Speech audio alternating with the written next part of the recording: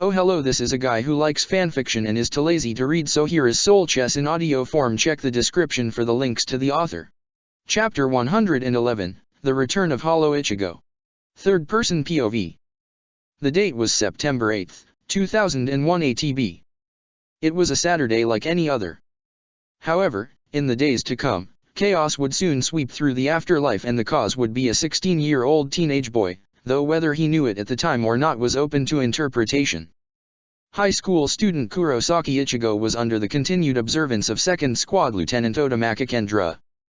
There was no school today, so Ichigo just hung around in his house the entire day. Orium was having a girls' day with Tatsuki, Rukia, Lisa, Mashiro, and Vera. Kendra had been invited, but workaholic that she was said she had to stay on her mission. However, at 5 p.m., Kendra left the Kurosaki clinic, asking Yuzu if she would please watch her brother for abnormal behavior. Why, is something wrong with Oni-chan? And why does Oni-sama care? Yuzu asked. Kendra had become like a big sister to both of Ichigo's little sisters. In some ways she and Ichigo were a lot alike, so Yuzu and Karen had begun treating Kendra like one of the family. Ishine would be back in a few days from his trip, September 11th to be precise. Kendra knelt down and stroked the preteen's head. Will you just do as I asked? I've just been noticing a condition with Ichigo that might affect his behavior. Please, if you notice anything strange, call me right away. Yuzu obliged. I might miss dinner, Kendra said as she headed for the door. Don't wait up on me. Kendra did not come back for 5 hours. When she did, Ichigo was waiting for her on the couch. He was not happy. The ceiling fan was rotating. The lights were on, but dim. Yuzu and Karen were asleep upstairs. And where have you been? Ichigo asked Kendra. Hunting, the brunette replied. What does it matter to you? Because you can't drag my sisters into this. Yuzu doesn't even have any spiritual power. And what do you mean hunting? Hey, someone needs to make sure you don't go bestial on the whole town by keeping your anger in check. I figured Yuzu was the less infuriating between your sisters, Kendra said, walking next to the staircase.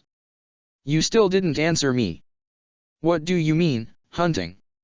If you were going out somewhere, why couldn't I come along? Ichigo said, getting to his feet. You didn't need to come. This was official Go-Di business and I was certain my fellow officers and I could handle it on our own, Kendra told him. I called the captain, Yolanda, Yasui, and Naomi. We took care of it. What was over there? I want to know, Ichigo scowled. Kendra sighed and leaned against the wall up on the landing, arms folded. I suppose there's no harm in telling you. We killed a bunch of vampires. Ichigo gave Kendra a, do I look stupid to you, look. Vampires? He asked in disbelief. Vampires, Kendra nodded. Yeah, okay, Ichigo said in large disbelief, heading for the stairs. Did you fight Dracula there? Or maybe there were wolfmen too. And besides, if you were going out to do battle, why didn't you just use your Jukengan? You didn't have to leave the house. Kendra looked to the side in agitation. Let's just say I needed to swap mine at Kisuke's and leave it at that. She looked back at Ichigo. They really were vampires though, just not the kind that you would read out of a book of fiction. The layman term is vampires, but what we call them in reality are bounce. A drop of sweat trickled down the back of Ichigo's head. Okay, seriously, what's going on? Kendra sighed, looked up to the side and scratched her head as she spoke. Years ago the R&D department had a little accident and affected a bunch of births here in the world of the living. They gave birth to a race of creature-summoning demons back in the days of colonial Britannia. These special summoners were persecuted by their peers and, later, the Soul Society hunted them to extinction, like we did with the Quincy's. We considered them dangerous. Of course, between the bounce and a few other roaming species in the universe, I'd say we seem to have lost our touch at genocide. How can you throw that word around so casually? Ichigo grinned at his teeth. Breathe, Kendra said punctually. Ichigo took a deep breath. Kendra continued her story. Now then, had we left these bounce alone, they would have overthrown the balance we've fought so long to maintain, and recently one of Yolanda's men believed they had located their hideout. I was notified since I was planetside, and I notified Yolanda and the captain, and we finished the enemy off. They were in a little villa southeast of here on the other side of the railway in the Komatsu district. However, there were some complications. What kind of complications? Ichigo asked. I'm afraid that's classified information for one such as yourself. Now, if you'll excuse me, I need some rest. You should get to sleep too. Just because you don't have class tomorrow doesn't mean sleep isn't important for you, Kendra told Ichigo and headed upstairs. The next day. Soul Society. Central 46 Chambers. Has the jury reached a verdict? The judge asked the 12 members of the jury that were also members of the Central 46. We have your honor. We 12 members of the Central 46 do hereby find the defendant, Rantau, guilty of conspiracy and knowingly defending wanted criminals as well as endangerment of innocent lives, the representative stated. Very well, the judge stated and glared down at Rantau, who was standing alongside her lawyer, a representative from Byakuya's squad. Rantau, I sentence you to 400 years in 4th level prison. May you find penance. The gavel was banged and the case ended. The prosecutor of the case, Kyokaku, exited the building and found Yasui waiting for her. You need something, pretty boy? She asked. I just came to inform you that you won't be prosecuting the case for the Mount Yoshino Soma, Yasui stated. And why the hell not? Kyokaku asked. She subjected herself to a polygraph test and a psychiatric evaluation. We let her go, Yasui stated. Say what? Kyokaku couldn't believe her ears. Ever since the new system had been established, this was the first time she ever heard the second squad letting someone go. We're all in agreement that she's not a threat to the peace. Even Otamaka Fukutaiko, when the attack went underway, thought the same thing when Yoshino showed up and declared her intent was to kill her fellow bounce. Kendra did that. Kyokaku snorted. Kendra was the last person to be easy on an alleged criminal. Yes, Yasui responded, of course, the lieutenant's judgment has never been off, but I get the feeling her judgment wasn't purely based on logistics this time. Kyokaku lit her pipe. What does that tell you? I don't know, Yasui shook his head. I think the lieutenant might be going soft. Pfft. Kyokaku tried her best not to burst out laughing, but wound up doing so anyway. She wiped a tear from her eye. Oh please, the day Kendra's emotions get the better of her is the day I puke yogurt. Anyway, she pat Yasui on the back. Come on, let's me and Yolanda get a drink on a job well done. The next day. Karakura Town. Ichigo and his friends were not in school, they were at a funeral, the burial for Soken Ishida. While he was supposed to have lived for 6 months, Urayu had been out shopping the day before and Soken suffered a stroke. Urayu didn't make it back in time to call the hospital. Ichigo and the others offered their condolences to Urayu, but the boy seemed rather unfazed. If anything, he was smiling a little. How can you be happy at a time like this? Ichigo asked Urayu. Don't you blame yourself for your grandfather's death?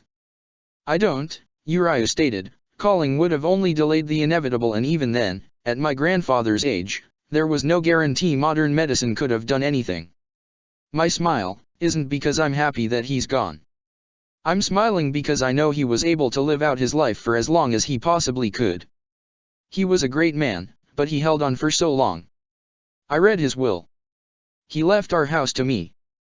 Ichigo could tell that Urayu's smile was a front from the tone of his voice. Hey, Ichigo pat him on the shoulder, if you need someone to talk to, I'm here, and so is Inu, Tatsuki, Chad, and everyone else. You don't have to put on a smile and make us think you're not hurt. Urayu didn't say anything back. He only nodded his head. He clenched his fist.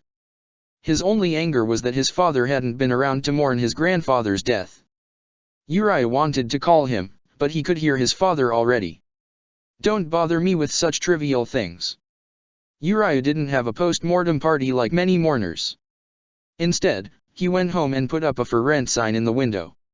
His grandfather's home was a 2-bedroom house, and Urayu knew he wouldn't be able to pay the rest of the mortgage without getting a job. He hadn't been home for more than an hour, sipping Brighton neon tea, when the doorbell rang. Urayu put down his teacup and strode over to the door to answer it.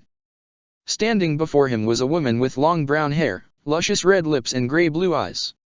She was wearing a long black leather jacket over a dark brown wool shirt. She was wearing a gray skirt underneath her jacket. Over her shoulder was a duffel bag. She had a serious look on her face. She looked old enough to be in her early 30s, but could pass for 25 if she really tried. She was very stunning to Uriah though, which he tried hard to hide. Can I help you?" he asked. "You're looking to fill space," she said, affixing her eyes to her left where Uriah had hung the for rent sign. "I'm not gender discriminate if you aren't," she said. "No, by all means," Uriah stepped to the side. "Come in."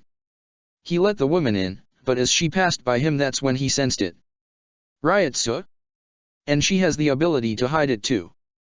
The woman put her bag down and sat on the leather couch in Uriah's living room.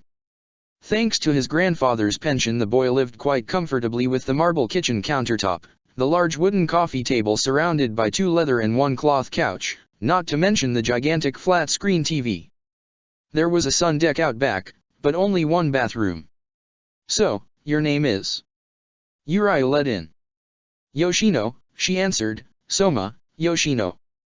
She answered and looked all around the living room. "Nice place you have here." "Uriah, Ishida Uriah said, sitting down on the couch across from her. "My grandfather just passed away and left the house to me in his will. In order to help pay the mortgage, since I'm still a student, I figured I'd let someone take his room at a price." "I am sorry to hear that." Yoshino stared at the floor. "Your grandfather," she looked at the fireplace, "must have meant a lot to you then. Most people would probably sell some things to get a large sum of money to pay what was left. Was he your only living relative?" "My mother passed away years ago and I have issues with my father," Uriah glared. "I see," Yoshino responded. Would you like some tea?" Uriah asked. "Well, as long as you're offering," Yoshino replied. Uriah brought her a cup in from the kitchen. "So what about you, where are you from that you need a place to stay?" Uriah asked. "I was born and raised in Germany before moving to Britannia only to later come overseas to Japan where I've spent the rest of my life," Yoshino answered. "My parents are long since dead. The ones I used to call companions were murdered on suspected terrorism 2 nights ago," Yoshino stated and sipped her tea before adding slyly, "by the Soul Society." In seconds Uriah had his bow ready. "Who are you and where did you come from?" "I just answered you, Quincy," Yoshino responded. "I thought it was strange that you hid your riot, so. What do you want with me?" Uriah asked. "Only a place to stay, that's the truth," Yoshino stated and looked down. "I'm all alone, the last of my kind." Uriah lowered his bow. "Last of your kind? What do you mean? Explain to me." Yoshino spent the next 3 hours explaining the history of the bounce to Uriah. He listened intently, taking in information, asking appropriate questions and nodding his head.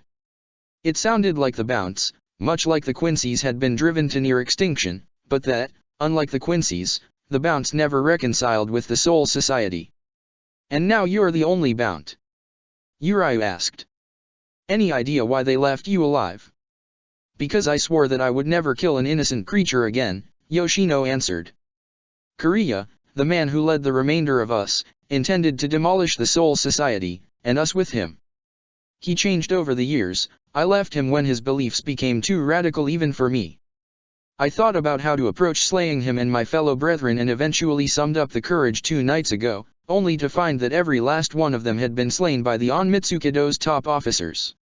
I was to be executed like the rest of them, but I testified that I was only interested in killing them.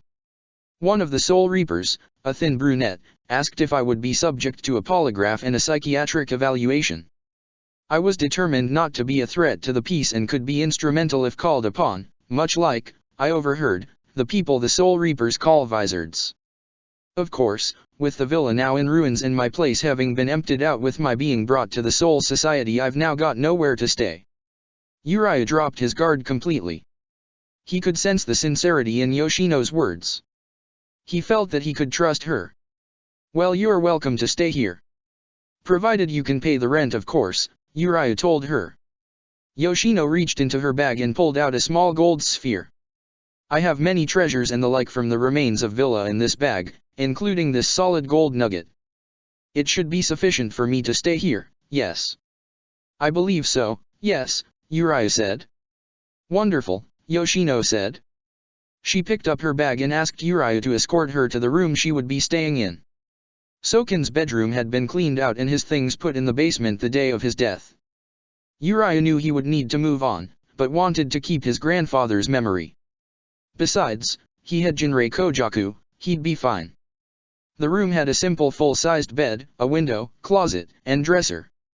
It was bland, but Yoshino saw the potential in such a room. Uriah smiled and went outside to fetch the sign he had hung up and carted it into the basement. It would certainly be interesting living with a member of the opposite gender, especially one that was the last of a race intended to be dead by the Soul Society, but allowed to live on good behavior. The real question was, would he regret it? The next day. Kurosaka Clinic. Ichigo woke up that morning, yawned and stretched. He knew his dad would be coming home today, if he hadn't flown in late last night and, so, noticing that hadn't been assaulted that morning, carefully crept down the stairs only to find Kendra, his dad, and his sisters huddled around the TV in earnest. "What's going on?" Ichigo asked. Kendra shushed him and pointed to the TV. "Once again, the Brighton Neon Towers of Yorkshire Province have been demolished. This has been confirmed to have been the work of terrorists of the EU whose syndicate is suspected by Britannia to be hiding here in Japan. Britannia's famous Marianne 6 Britannia, known to many as Marianne the Flash, the Night of Two, is rumored to be on standby if negotiations to let her investigate the terroristic site alone is approved so as to avoid an international incident. We will have more news later today and possibly footage of the actual collapse. This has been Yoki Taka with International News. Is Hein shut off the TV? Wait, what exactly is going on?" Ichigo was still a little confused. "Weren't you paying attention?" Kendra asked. The famous Brighton Neon Towers of Yorkshire were blown up by terrorists who jacked 2 separate planes and drove them into the towers. The terrorist syndicate is said to be here, but so as not to cause an incident, Britannia is asking for Japanese cooperation. Ichigo clenched his fist. "Bastards," he grit his teeth. "It's so horrible," Yuzu sobbed. "I can't believe they shot down the plane about to reach Pendragon with anti-air cannons. I mean, those were innocent people on that plane," Karen stated. "They would have been dead either way. You heard what those brave men on that one plane did that crash-landed into the Jameson province in the middle of nowhere," Kendra put in. Ichigo just glared at the blank TV with anger and sorrow. All the power in the world, he could have all the power in the world to protect innocent souls, but something like this, terrorists, people who kill other people, those were the kinds of people he did not have the power to stop. Disgusted, he went for his room. He bent over his desk, breathing heavily.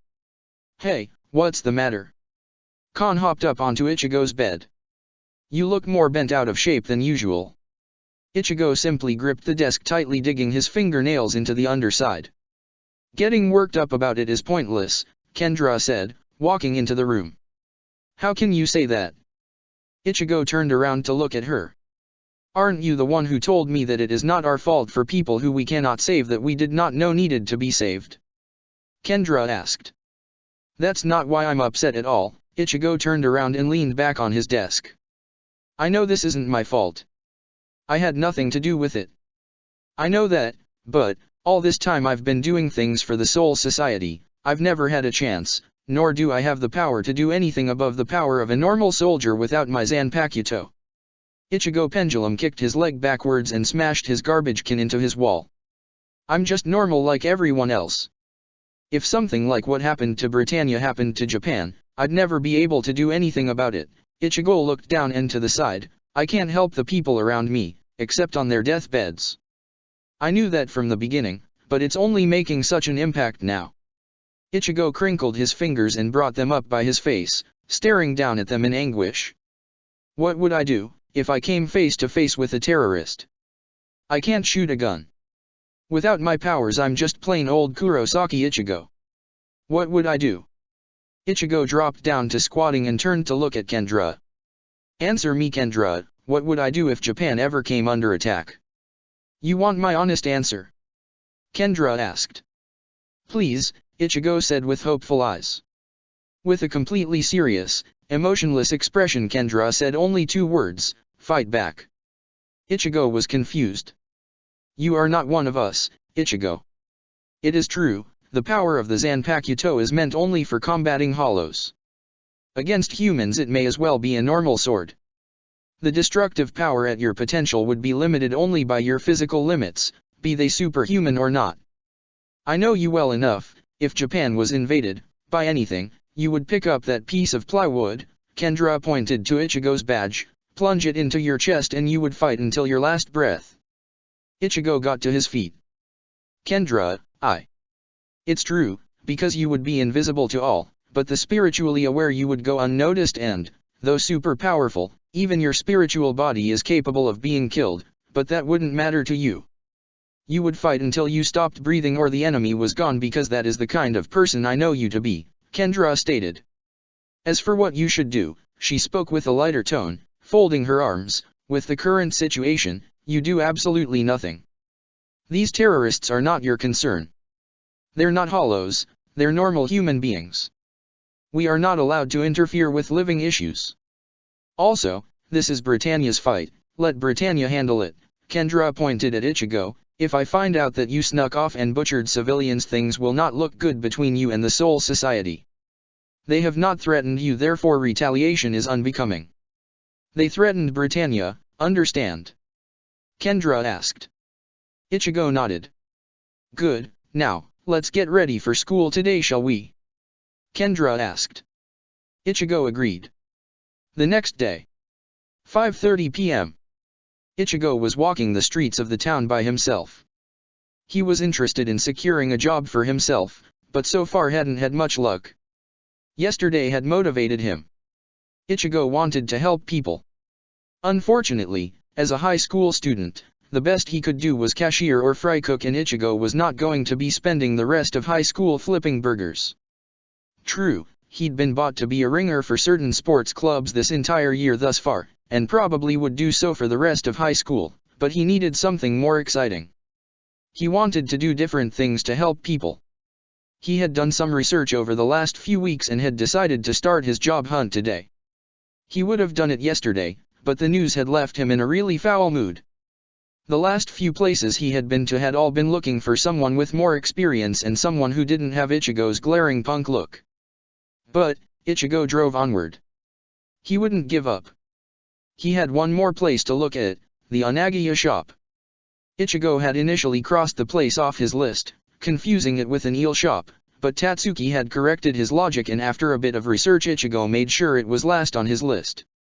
He, after reading the job description, was hoping the owner would wow him if nothing else came through, or convince him why he should work there if he had an offer at one of the other places.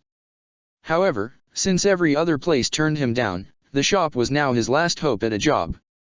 Ichigo walked up to the front door and knocked. Coming.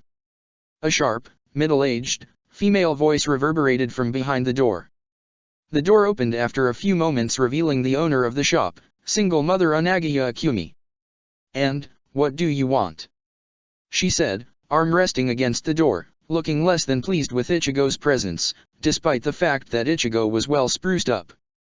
He was wearing clean shoes, pants, and a shirt to try and look professional, but not formal, and he had taken a shower before heading out on his job hunt. He handed Akumi her ad that he printed out off the school's computer. I'm Kurosaki Ichigo, I was hoping to apply for a job here. Akumi lit up and gave Ichigo a really big smile, putting his arm around him.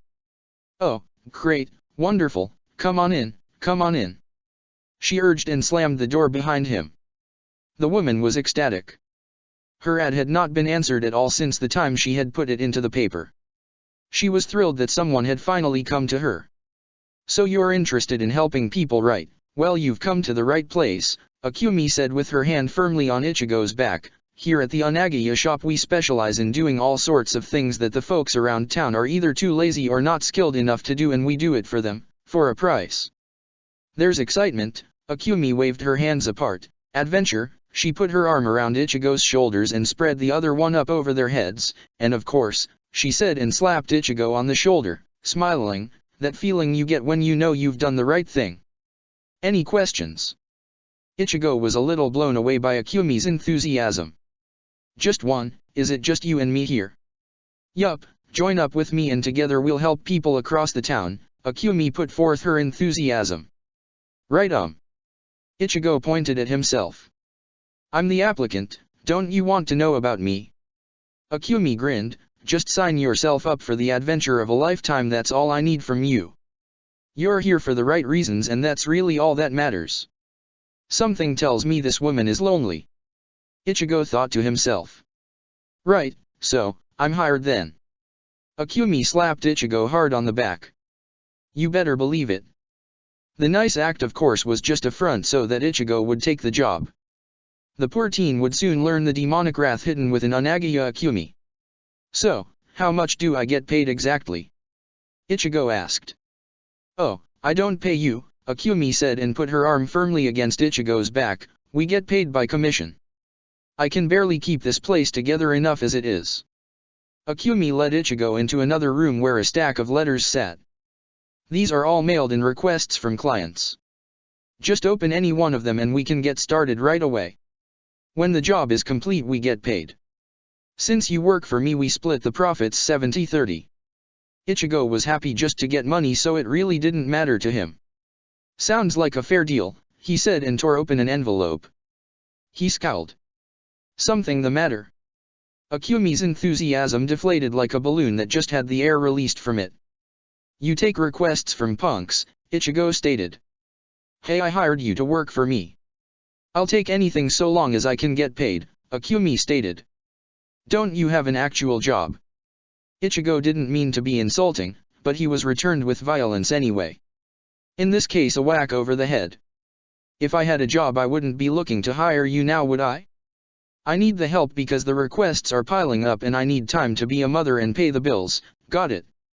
She raged. Why yes ma'am. Understood ma'am, Ichigo said and looked back at the request letter. It was from the last person he'd ever want to do dirty work for, Needles. Still, the pay looked exceptionally well, 40,000 yen in total, which means Ichigo would be walking away with what would be the rough equivalent of 150 Brighton pounds. A lot of money to be sure, for one job. Akumi volunteered to watch over Ichigo's initial job as she said she would do for any commissions he took all throughout the week and then they'd go their separate ways for any other work time. Needles met them at the children's park with a couple of buddies. Onagiya-san, I was surprised to get a phone call from you and... Needles saw Ichigo and he and his boys retreated behind a garbage can for cover. What the hell is he doing here? Akumi was scary enough to Needles already. Her and Ichigo together? He might as well sign his death warrant now.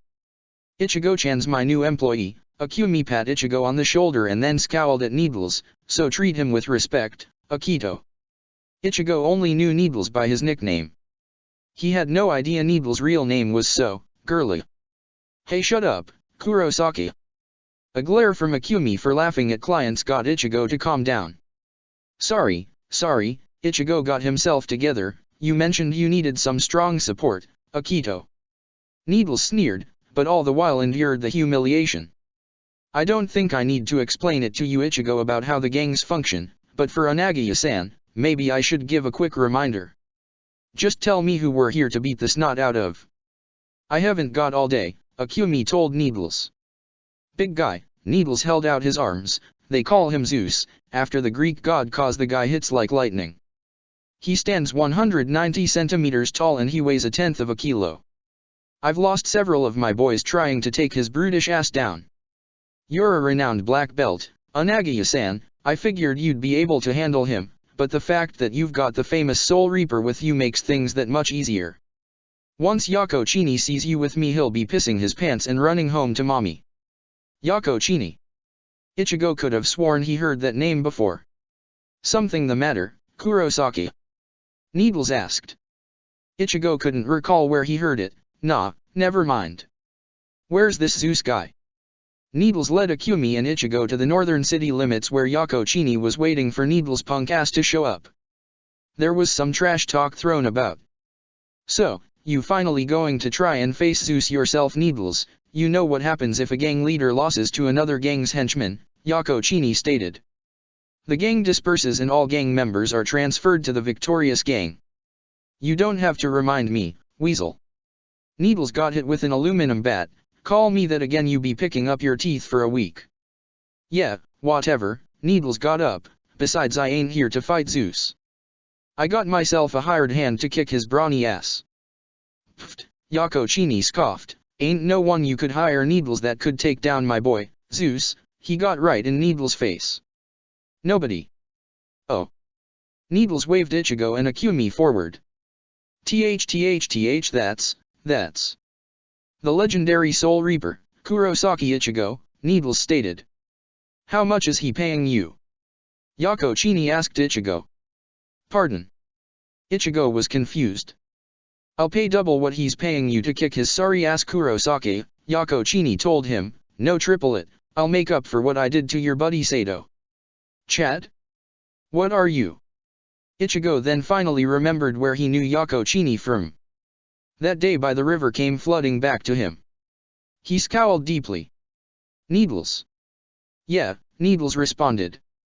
Pay Onagi-san and then fly the coop. Ichigo cracked his knuckles. I'm going to take these guys out one by one. Ichigo craned his neck. Huh? Needles was confused. This is personal, he told Needles. Oh, and so is this. Ichigo delivered a swift blow to Needles' back with the side of his hand. Ow. What the hell, man? That's just for being a twit, now piss off. I've got a fight to undergo. Ichigo scowled at Yakuchini and the others. Why yes, so what? I'll kick your ass. Yo Zeus. Out came the fearsome, tall, intimidating man known as Zeus. He was jacked up more than some professional martial artists. Kick his. With a single punch faster than Akumi could blink as Needles handed her the money, Ichigo belted Zeus right in the stomach.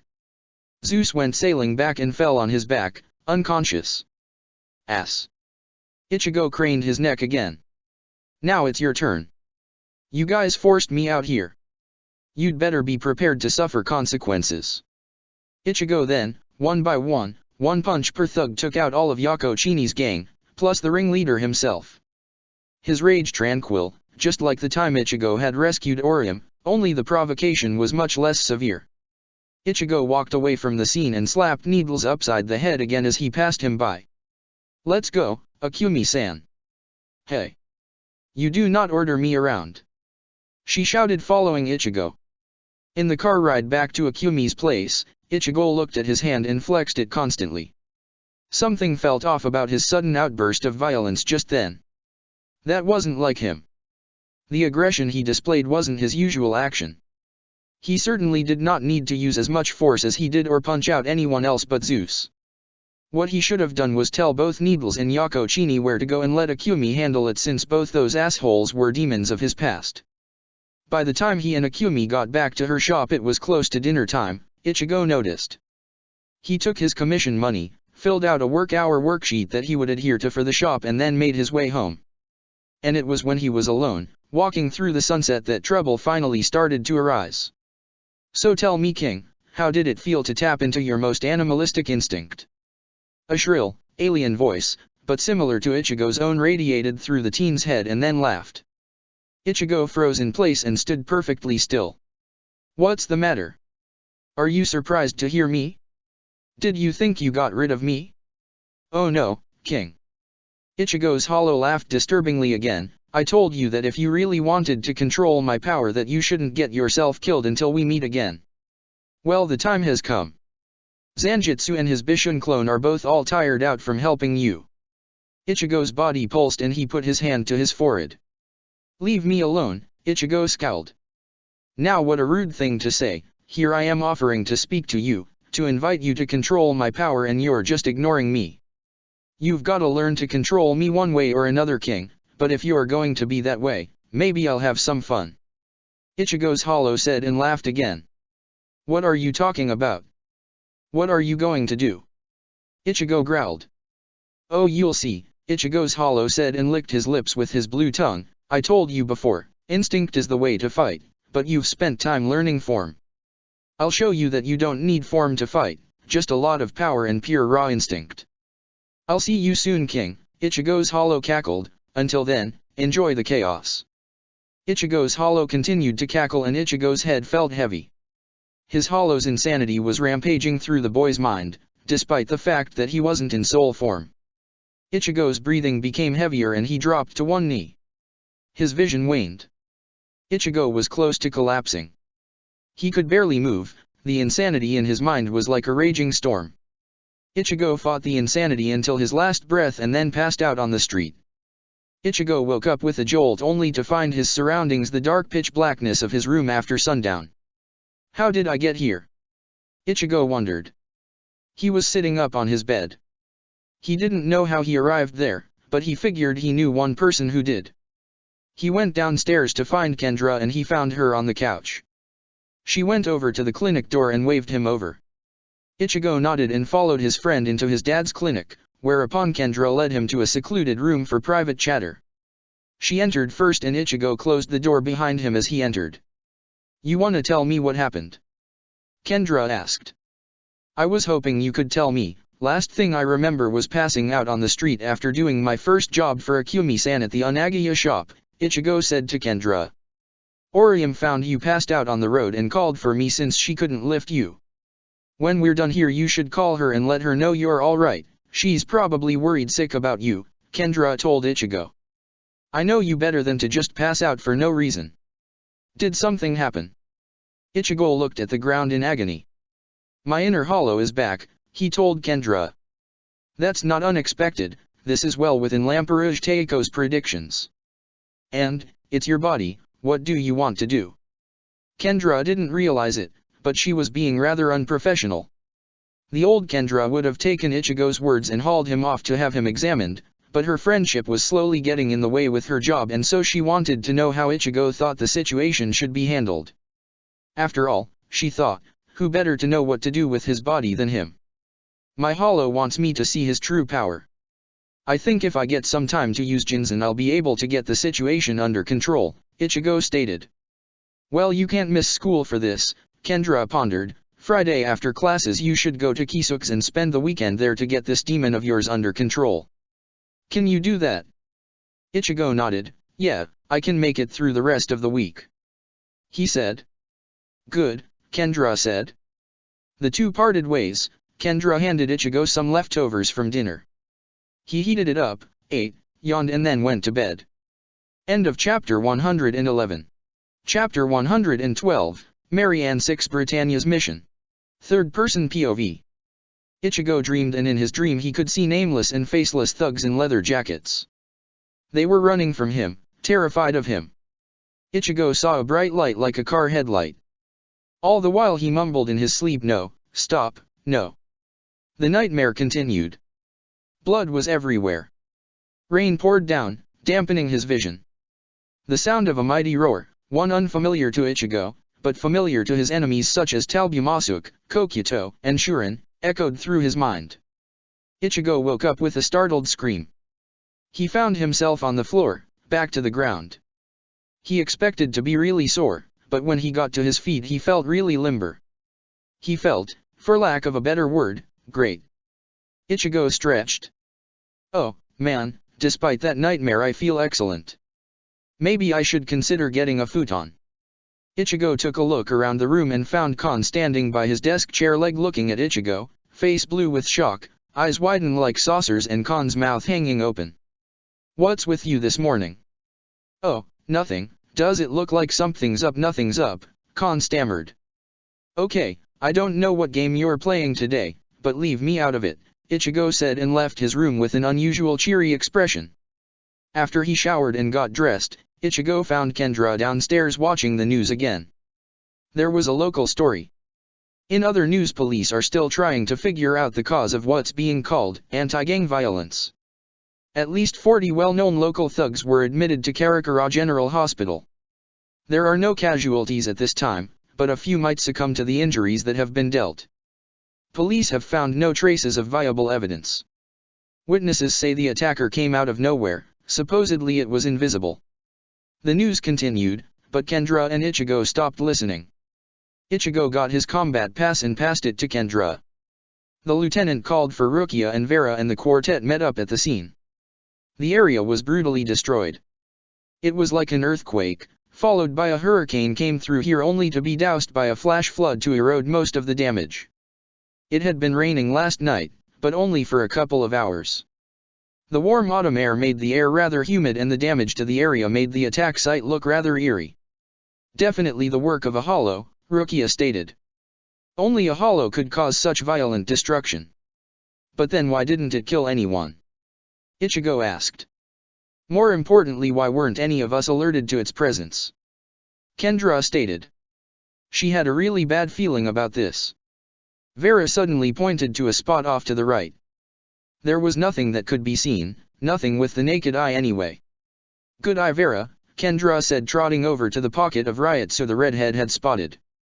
Kendra pulled out a research tool for identifying odd Ryotsu. The scanner was halfway through it when Ichigo came too close and his leaking Ryotsu completely messed up the reading, or rather that's how Kendra perceived it when the Ryotsu read off as his. Gah!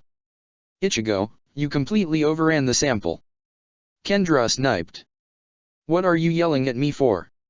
How was I supposed to know that would happen? Ichigo responded. Things like this have to be proceeded with delicacy, Kendra stated, this is a very serious matter.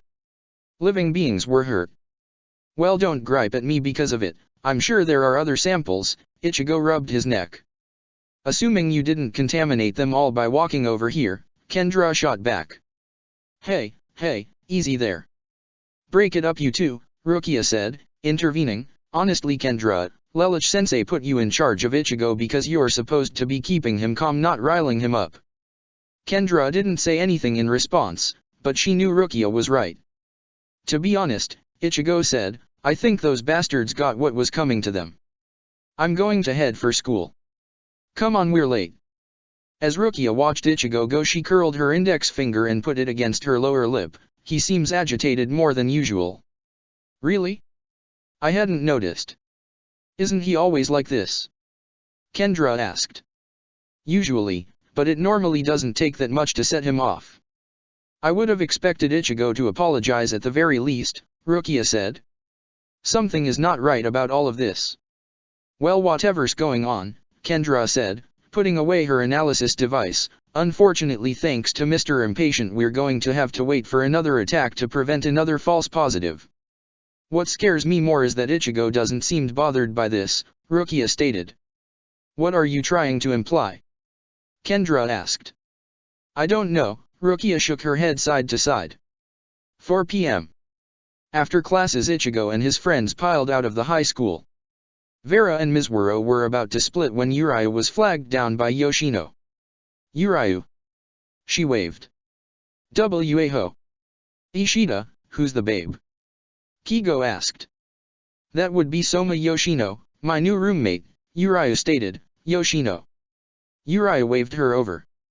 What brings you all the way to the school? Your father called, he said he wanted to see you for dinner tonight. I didn't know if you'd come straight home, so I thought I'd come out and see you, Yoshino told him. I see, Urayu said. Seeing Yoshino, Kendra advanced right towards her. You were released. Otamaka-san. Urayu was confused. Kigo, why don't you run along? Ichigo proceeded to shove him aside. Mizuru, why don't you and Vera get going as well? Vera and Mizuru left without argument. Kigo got upset. What? No. Come on. I always get left out of the cool things. You, Arisawa, Chad, Inu and Hirako always get involved in really cool things that I'm not allowed to know about. It's not fair. I want to be part of this club too and not just some freelance friend that no one likes. Kigo complained. Ichigo simply pointed over his head. Disappointingly, Kigo trudged on. So what's going on here? Ichigo asked. You two know each other.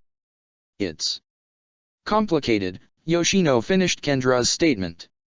I've got my eye on you, Yoshino, Kendra glared. I don't know what attacked those boys last night, but given your profiling I think it might have been you. I was home with Urayu last night. He can back up my alibi, detective, Yoshino bit down bitterly. This is going to turn into a catfight if we don't do something, Shinji said plainly. It is not, Tatsuki jeered. Kendra and Yoshino circled around one another. I thought they'd at least put you away for some amount of time. I was considered not a threat. Is that a problem for you, officer? Only if I find out that you're what's behind everything. Keep your distance from me, Bount, Kendra said and then walked off. What the heck was that all about? Ichigo asked. I'll explain, Uriah volunteered. He told Ichigo about Yoshino and the Bounce and the short version of her brethren's history. Oh, so you're the vampire Kendra mentioned, Ichigo said. Yes, though I won't be doing much sucking anymore, she said only to glance at Uriah in a way that had the word exception written all over it. Well, it's nice to have you here with us, Yoshino-san. Orium clapped her hands together happily. Are you going to be part of our group now? Part of? Inu-san's talking about hollow hunting together. Normally when something happens, if Ichigo isn't going to handle it, one of us does. You're welcome to help us out. Do Bounce have the ability to fight hollows? We do, though I'd say that even with my power I'm no match for any of you. Besides, I'll only fight if necessary. As I told Uriah, I will kill innocents no longer, Yoshino stated. Well, why don't Rukia and I show you a good time, Tatsuki said. Wait, but I've always, Ichigo started to protest only to see Orium looking at him with her head looking down, eyes glancing up, face flushed. He smiled and put his arm around her. He knew that look. You three have fun and try to keep the chaos to a minimum, he told the three of them. Ichigo then walked off with his girlfriend. It had been a while since he and Orium had been alone. If only he had any idea where such a time would lead, which was in bed with his girlfriend. So with the Vizards heading back home, Ichigo with his girlfriend, the girls going out and Chad heading his own way, Uriah had to confront his father alone, at his house, for dinner. His dad wasn't even taking him out anywhere. He was serving ribeye steak though. During the meal the only thing Ryukin said to his son was, "Who is the woman that answered the phone this afternoon?" "My roommate," Uriah answered. "I put a for rent sign up after your father passed away, which reminds me, have you even visited the graveyard to pay your respects?" "I plan to go on Saturday," Ryukin stated.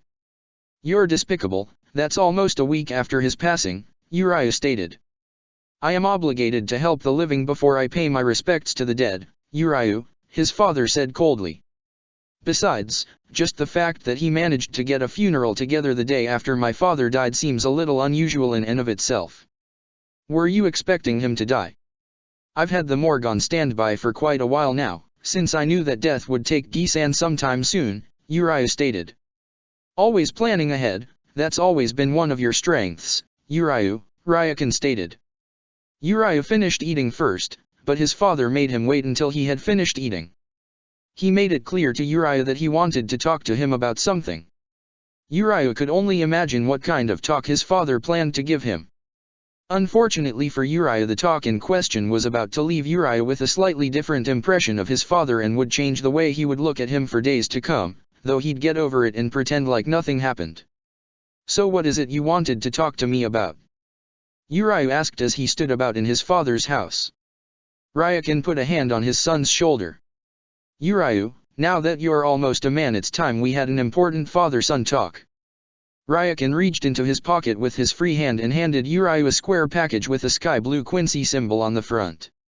The package was small enough to fit in Uriah's hand and had a circle in the center on the inside. Ryukin turned his head. "Here, keep this in your wallet." Uriah knew what it was immediately and turned red in the face. What the, Uriah gestured to the object, then to Ryukin, then back to the object, then to the ground, then back to Ryukin, then back at the object, all the while stuttering, unable to find any words. "It always pays to be careful, son." "Yeah, but that's just embarrassing." Uriah pointed at the small package. "And why the hell is that thing Quincy themed?" Ryukin turned away from his son so that his arm was still extended out to Uriah to give him the item, but Ryukin was facing towards the window like Uriah was. "I've got connections," Ryukin said, pushing up his glasses. Uriah was confused for the moment, but he looked at the item and then at his dad, then back at the item and then back at his dad. He felt a sensation of dread as sweat trickled down his neck and his eyes bulged out.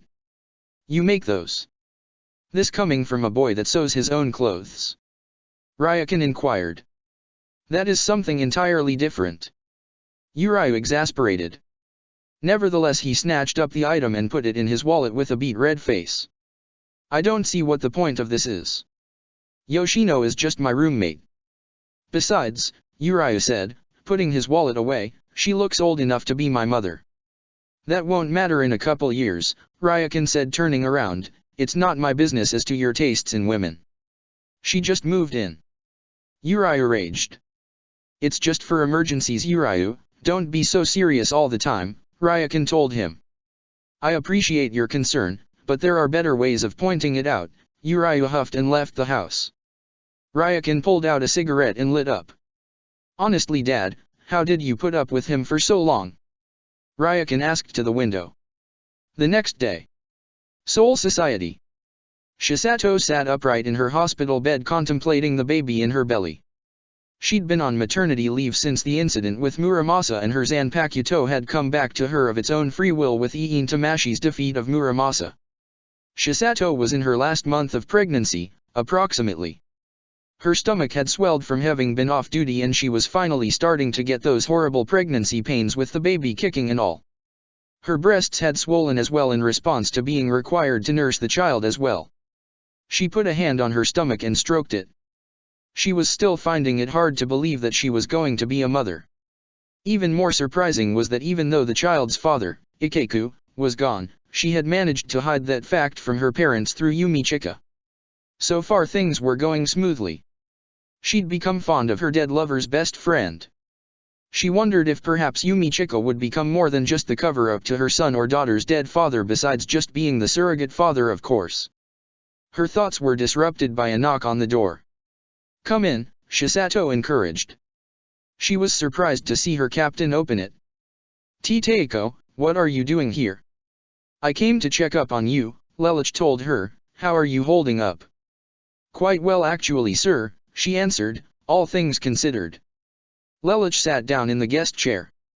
I don't know if Susanna ever told you that, she had been pregnant with my child once. She might have mentioned it in passing. Shisato tilted her head to the side. She honestly couldn't remember. She lost the child during her second month of pregnancy, on my birthday of all days. Lelich stared at the floor. What? Shisato didn't know that. So many hopes and dreams dashed with a single sentence, you know. I found out Hisano was carrying twins. Lelich looked at Shisato, and now one of my oldest friends is having her first child as well. Teiko, there's no reason to despair. You'll make an excellent father one day, I know you will. You've been like a father to many of us. In the Phantoms you always looked out for all of us. Your day will come, I know it will. Thanks Shisato, Lelich responded.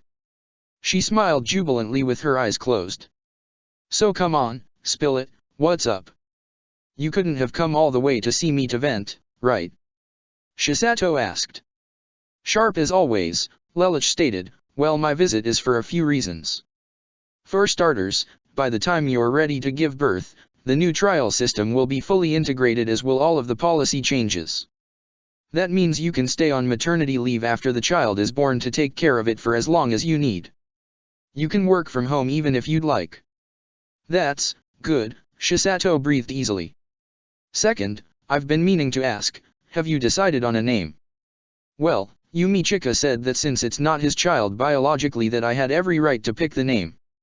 I don't know what I'll name it if it's a girl, but if it's a boy, Kiyuki, Shisato answered. Why that? Lelich asked. Ikeku was always saying that men with ichi in their names are often powerful and talented, and I want our son to become that. Just like his father. Shisato rubbed her stomach again only to wince and cry out. You okay? Lelich asked. Yes, Shisato said, with one eye closed, I'm fine, the baby just kicked is all. Are you really sure this is what you want, even though it's unexpected? Lelich asked his third seat. It's not as bad as you might think. I always wanted to raise a family, resign from the Godei one day too even. But, I know that with the lack of talent that's been showing up that, if I were to quit, that there'd be no one to replace me or replace whoever replaced me, Shisato answered. I'd say give it another 2 decades or so and we'll find some decent replacements, Lelich stated. What makes you say that? Shisato asked. Just a hunch, Lelich said, getting to his feet. I hope that you are happy with the decision that you've made. I'm very happy, Shisato smiled at her captain. Then, as your captain, there's nothing else for me to say. As a friend though, I'm glad you are happy. Lelich then left the room. 2 days later. Over the weekend, Ichigo had tried to communicate with his Zanpakuto, but every time he would enter his inner world there would be no one there except himself. It was incredibly bizarre. Ichigo used the time to train himself, used the area around him to field test his powers where they couldn't do any real damage, but when he spoke to Urahara about it, the shopkeeper was baffled. He said he'd have to send Yoryuki with a message to the Soul Society and get Ichigo an appointment in the 4th or 12th Division. Things were unnatural and it was possible that a serious matter was at hand. For now though, Ichigo should proceed as if everything were normal. In other news, Marianne 6 Britannia had flown into Japan that morning. The Ganymede was in the cargo hold of the plane that had flown her over. However, unless the terrorists turned out to have tanks of some kind, Marianne, for the most part, would be handling this job on foot. It would be her last job as a Knight of the Round. After that she intended to retire, bear another child and become a diplomat for the rest of her days, in order to help her husband with the Ragnarok connection. She would be allowed to keep the Ganymede as a parting gift though. Thanks to Japanese cooperation, Lady Marianne, dressed in her formal, white soldier's uniform, with a cream violet center, had been informed of the speculated location of the terrorist syndicate, Karakura town. Unfortunately that was all Marianne knew thanks to Japanese intelligence. The Empress was armed with a customized auto-reloading shotgun. It was a prototype weapon built using sakuradite bullets. With the inherent explosiveness of the mineral itself, a mere 10 shots could blow up the entire floor of a building. Being shot with the weapon could result in the explosion of one's body unless the shot was through and through. Marianne was also carrying a handgun using similar prototype ammunition. The handgun was in case the rifle would be considered overkill. The terrorists were what she was after, and if she damaged the integrity of the building they were hiding in, unless it was an abandoned warehouse, there would be hell to pay later. In the suburban town the citizens of Japan treated the Britannian woman with a heavy amount of respect. Japan, as a neutral nation, while it didn't worship, or have any loyalty to Britannia, still had great respect for soldiers of foreign nations, especially a soldier deemed as honorable and as high esteemed as Marianne 6 Britannia. During her investigation, Marianne found herself chatting up several low-class thugs and shady business dealers. Since she had no authority, except to kill or capture these terrorists on sight, she couldn't break up these black market thugs, so that made them more willing to give her information.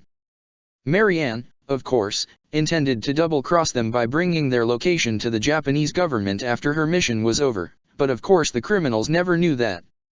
As her investigation proceeded she found herself with the name of a location and the name of a nickname of a guy who had seen one of the terrorists of one of the photos she was carrying, but when she looked up a map, there was nothing on the Karakura town map that had the location, the final hideout.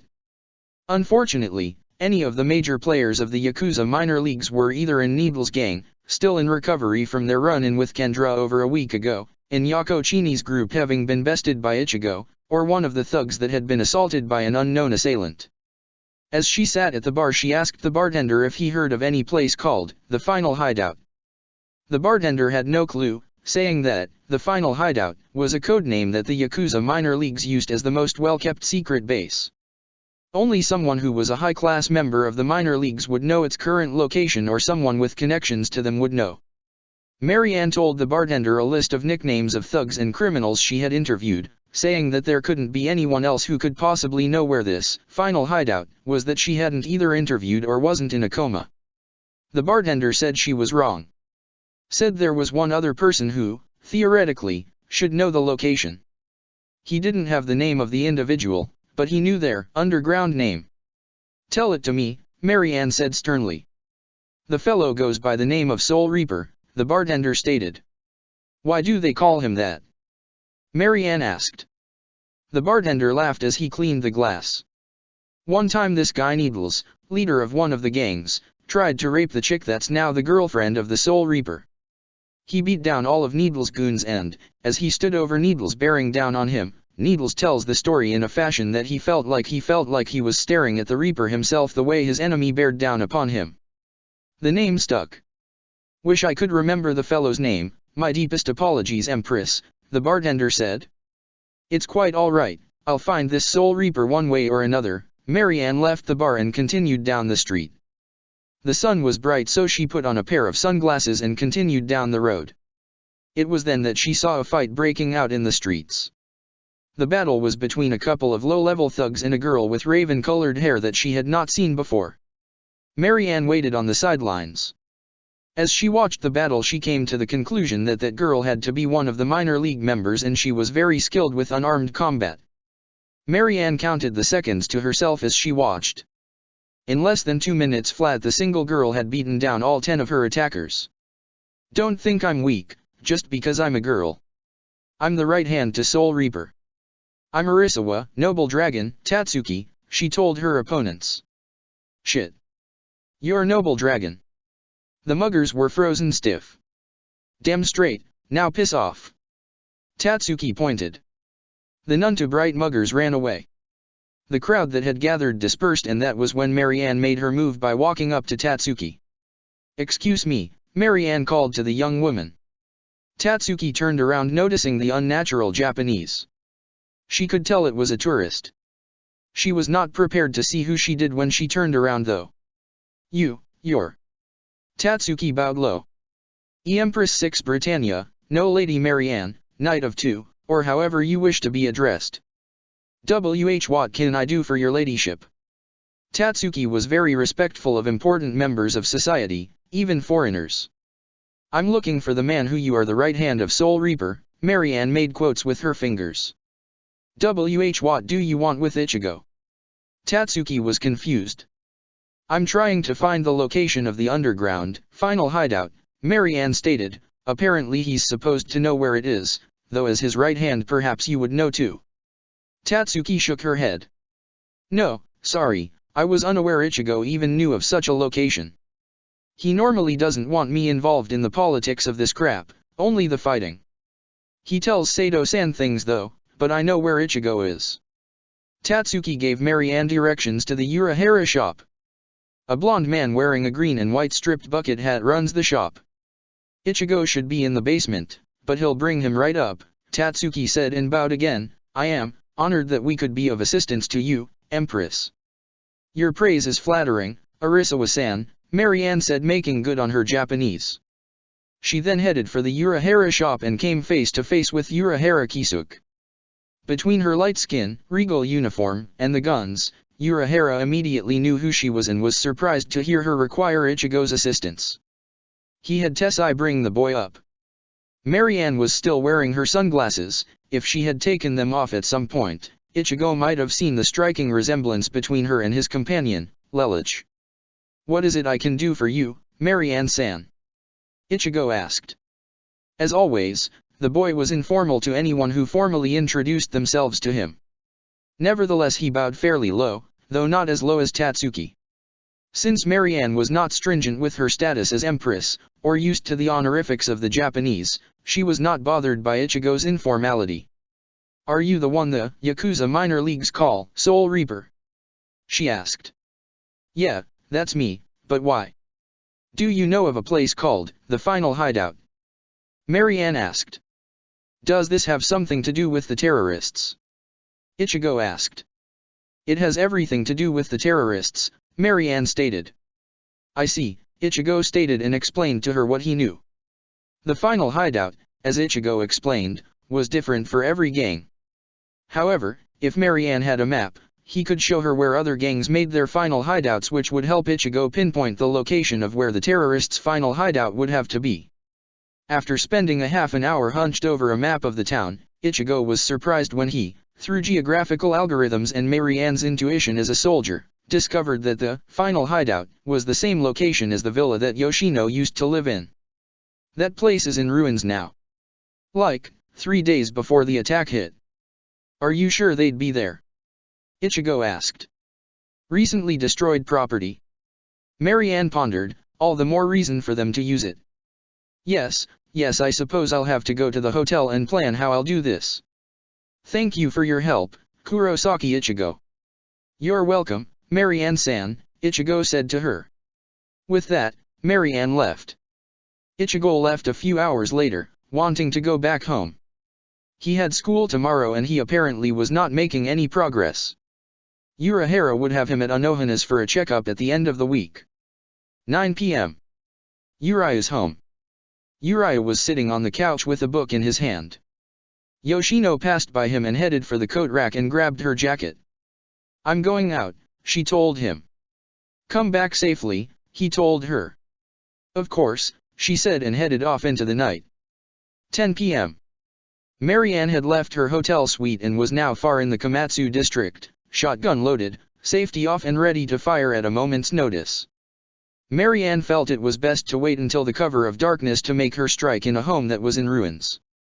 However, upon her arrival, the place was in much less ruins than Ichigo had made it sound. Of course, what neither knew was that the place had been started to be rebuilt by the terrorists. A new door and roof had been constructed, but only superficially. The door fell right over and the roof was not secured in place properly. The lights were all out, but Marianne could function well under a cover of darkness using the moonlight to guide her aim. She was glad the R&D put a flashlight on her gun. However, when she shined the light on the floor, the lights weren't out on purpose. Well, they were, but they hadn't been shut off. The stench of death flooded the Empress' nostrils. All of the terrorists were dead, savagely beaten and dead. Somebody was here, but who? Marianne asked. Over in the corner, in the darkness, a figure watched Marianne from the shadows, but she couldn't see it. It studied her, watching her with interest, wondering what she was going to do. The figure knew who she was and attacking Marianne was probably not the best of ideas for several reasons, none of which amounted to the fact that she wouldn't be dead if the figure attacked her. With a burst of speed the figure ran past Marianne, the wind rushing into her face. It was so quick Marianne didn't get a glimpse of the individual that had just brushed by her. Nevertheless, she opened fire in where she believed her attacker had gone. One of the bullets exploded, leaving traces of blood behind, but following that there was no blood trail and still no visible assailant. Marianne fired again and again in random directions trying to hit her target, but it was no use. Whatever had been here was gone now. Marianne reached down to touch the blood that had fallen into the grass. She rubbed it between her fingers. It seemed like normal human blood, but there was something about it that seemed different. Nevertheless, it was no her concern. The terrorists were dead. The Empress had better things to do than go chasing some Japanese demon. She holstered her weapon and headed back for her hotel suite. She would leave in the morning. 11 p.m. Yoshino walked in the door, clutching her right abdomen and slunk against the door. Uriah could smell the stench of blood. Yoshino-san, he rushed to her side. Yoshino had been shot. What happened? Uriah asked. I was coming back from shopping and I got mugged. I fought back, but one of my attackers shot me, she said. You should have gone to a hospital. Why did you come back here? Uriah asked. Here was closer, and you're good at first aid. Yoshino smiled at him. It's just a scratch, honest. Uriah could not for the life of him account for Yoshino's stubbornness. Nevertheless, he broke out the first aid kit and the disinfectant and worked tirelessly to dress Yoshino's wound. The shot had grazed the right side of her stomach. There wasn't a lot of blood, but damn did it hurt. Where's what you bought? Uriah asked as he healed Yoshino. Stolen, she answered. Uriah wasn't about to talk Yoshino into a corner. Why was he acting like he didn't trust her story anyway? Yoshino was allowed back by the Soul Society on the premise that she swore she would never kill again. She had fought back self-defense. Unless the muggers turned up dead there was no cause for alarm, and even then she had been shot. Her retaliation was justified. You're going to be all right, Yoshino. You're going to be all right, Uriah told her. The next day, Ichigo woke up on the floor, again. He stood up and stretched, feeling extravagant. Khan, just like last time, was scared out of his mind. Ichigo paid the mod soul, that would be pissing itself if it could, no mind. However, as he opened the door his dad jumped him. You let your guard down. Ichigo retaliated in rage by punching his dad as hard as he could in the nose. Ishine went flying back into the wall. "Hey! Cut it out, you two!" Yuzo called upstairs. Ichigo realized how hard he had punched and ran over to his father. "Oh my god! Dad, are you okay?" Ishine got up. "Just fine, I've had worse." "You of all people should know that." "Damn though, wasn't expecting a megaton punch from you. Even Kyokaku only hit me with only a few of those." I didn't mean to." "What are you apologizing for?" Ishine asked. "I'm the one who attacked you first." Ichigo was confused. His dad never apologized after one of their exchanges. "Go downstairs and get some breakfast." Ichigo nodded in affirmation. Ishine then went into his bedroom and dialed a soul pager number. "This is Black to Zero. Zero, you there?" "What is it, Ishine?" Lelouch asked. "I think the time is drawing near. Ichigo's condition is deteriorating like you predicted." Ishine was well informed of the situation. Lelouch had called him after he got the man's cell number from Ichigo after Lelouch himself returned to the Soul Society. "Do you think he'll transform again soon?" Lelouch asked. "I think it's possible he'll do it again tonight." "Should I say anything?" Ishine asked. "No, don't interfere, let nature run its course, but I'll be sure to have a pickup squad carry him out when he comes to," Lelouch told Ishine. Ichigo's father sighed. "He'll make it through this, Ishine. You raised a tough boy." "That's what I keep telling myself." "You make sure he gets better, all right." "I'm counting on you, Lelouch," Ishine stated. "As your former subordinate, I will do everything I can and more to ensure your son's recovery." "You can count on me," Lelouch said and hung up. Ichigo was continuously agitated the entire day through.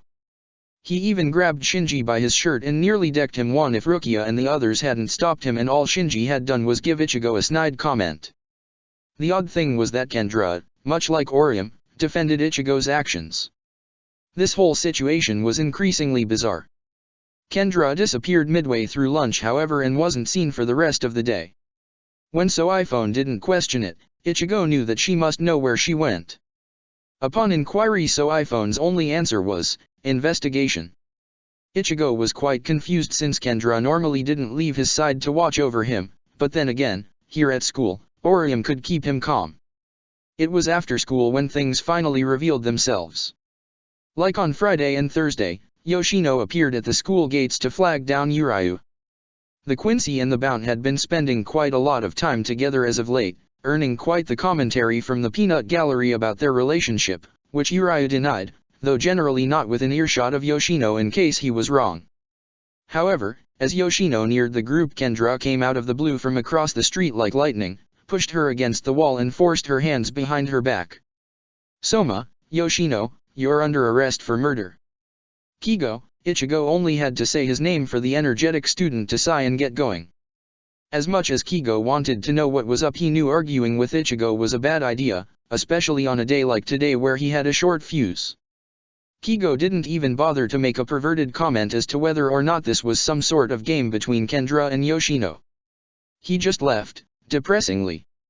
"Hold on a minute, Otomaka-san," Urayu put a hand on her shoulder. "What do you mean murder?" Yoshino swore she would never hurt a fly. "Urayu's right, I haven't done anything," Yoshino said, face against the wall. "Tell that to squad when I rub the evidence in their face," Kendra said, tightening the cuffs and setting off the binding keto. "Hold on a minute, Kendra, is it really a good idea to be doing this in broad daylight?" Tatsuki asked her. "Look, it was my mistake to let this bitch walk the streets. I only agreed to the psychiatric evaluation and polygraph," she looked at Ichigo, "because I knew that's what you would do and I wanted to try it your way for once. I'm not going to make a stupid mistake like that again." "Otomaka Fukutaiko, it wasn't a mistake. Yoshino was released by your comrades, don't you trust them?" Rukia asked her. Kendra said nothing. "What about photographs? You obviously took footage of the crime scene, right?" Kendra tossed Rukia her soul pager. Rukia flipped through the images. It was brutal. What was shocking though was that the bodies were of the terrorists and the outside was the villa where the Bounts used to live. "Hey, what are you doing?" Yoshino protested as Kendra grabbed the front of her jacket. I smelled gunpowder in that area and there was blood of the guilty party fleeing the crime scene. Kendra grabbed Yoshino's shirt and lifted it up. There was still blood seeping through the bandages. A grazing shot, what a surprise. Hey, hold on now, Otamaka-san, Yoshino was attacked by muggers last night, she didn't do this. Yuraju shouted. A likely story, Kendra responded. Of all responses, Yuraju, skinny, effeminate, glasses wearing, Yuraju, slapped Kendra and grabbed Yoshino and pulled her to him. I believe Yoshino. She didn't do a thing. Shiba-san, may I see the photos? Yuraju asked. Hi, Rukia tossed Yuraju the soul pager. Yuraju looked at the dead bodies, as I thought, the bodies in this photo appeared to have been mangled by claws and there are no traces of ash or charred flesh. And? Kendra asked. Yoshino's doll is fire-based. If she were truly the culprit these bodies would all be burned, Yuraju stated. And what's this? You think you're some great detective? Kendra asked. Yuraju pushed up his glasses. As a matter of fact, I think I can deduct this very easily if we take a visit to the crime scene. One hike later, Yuraju and the others stood at the scene of the crime. Yuraju traversed the area and did a lot of weird hand gestures as though he were acting out what happened. When he was done, he approached his friends. Whoever was shot by Her Ladyship Empress Marianne VI Britannia after she walked in and found the dead bodies. However, unless Her Ladyship has horrible aim, something tells me she couldn't see the target she was aiming at. Or that she was moving too fast. Yuraju explained. Inherently, Bounce do not have enhanced speed abilities like Quincy or Soul Reapers. However, I get the feeling that whatever she fired at she couldn't see at all. Otherwise she wouldn't have been aiming low or aiming in all directions. Yuraju held up a casting shell. These were on the ground facing a multitude of directions. If I was a criminal I'd be getting out of there. Whether I could kill the Empress or not, it's apparent this criminal knew she was either not worth the pain or recognized her and decided to flee, not liking too much chaos. And? Tatsuki said, what does all of this tell you? Yeah, come on Ishida, don't leave us in suspense, Shinji stated. Well, I have a theory, but none of you are going to like it, Yuraju stated. Just tell us, Tatsuki frowned. Yuraju stuck his arm in the air, index finger extended and then pointed straight at Ichigo. Tatsuki and Chad had to hold Ichigo back, that's some rotten ass humor Yuraju. Ichigo shouted. You wanna play that game? Kendra asked. Rukia, lift up his shirt. Rukia obliged. There was no scar, no wound, and no blood. As expected, this only further proves my theory, Yuraju smiled. Kendra was thunderstruck. Wait, then you mean? I do, Yuraju responded. Kurosaki, you killed these terrorists and you attacked the 40-something thugs the other day. No, more accurately it was your inner hollow, in possession of your body, that did those things. The others were catching on. High speed, regeneration, Tatsuki remembered Ichigo's hollow having that. Exactly, that's why there's no wound. Kurosaki, you met the Empress yesterday, you told us such. However, your instinct made you worry about her and you wanted to get rid of the terrorists before she did. It's the same with the street thugs, you want a safe town, Yuraju stated. But wait, then Ichigo's not accountable for his actions if his hollow did it, Kendra stated. Maybe so, but our job was to come here to take him into custody if his hollow got out of hand, Rukia stated. We need to restrain him. I'll call Lelich. Kendra stopped her. No, we need proof. Kendra-san, Ichigo was surprised to see her fighting for him so and the anguished look on her face. Tonight, we'll set up a scenario tonight. If Ichigo is really doing things in his sleep, as his inner hollow, he'll undoubtedly transform, Kendra said.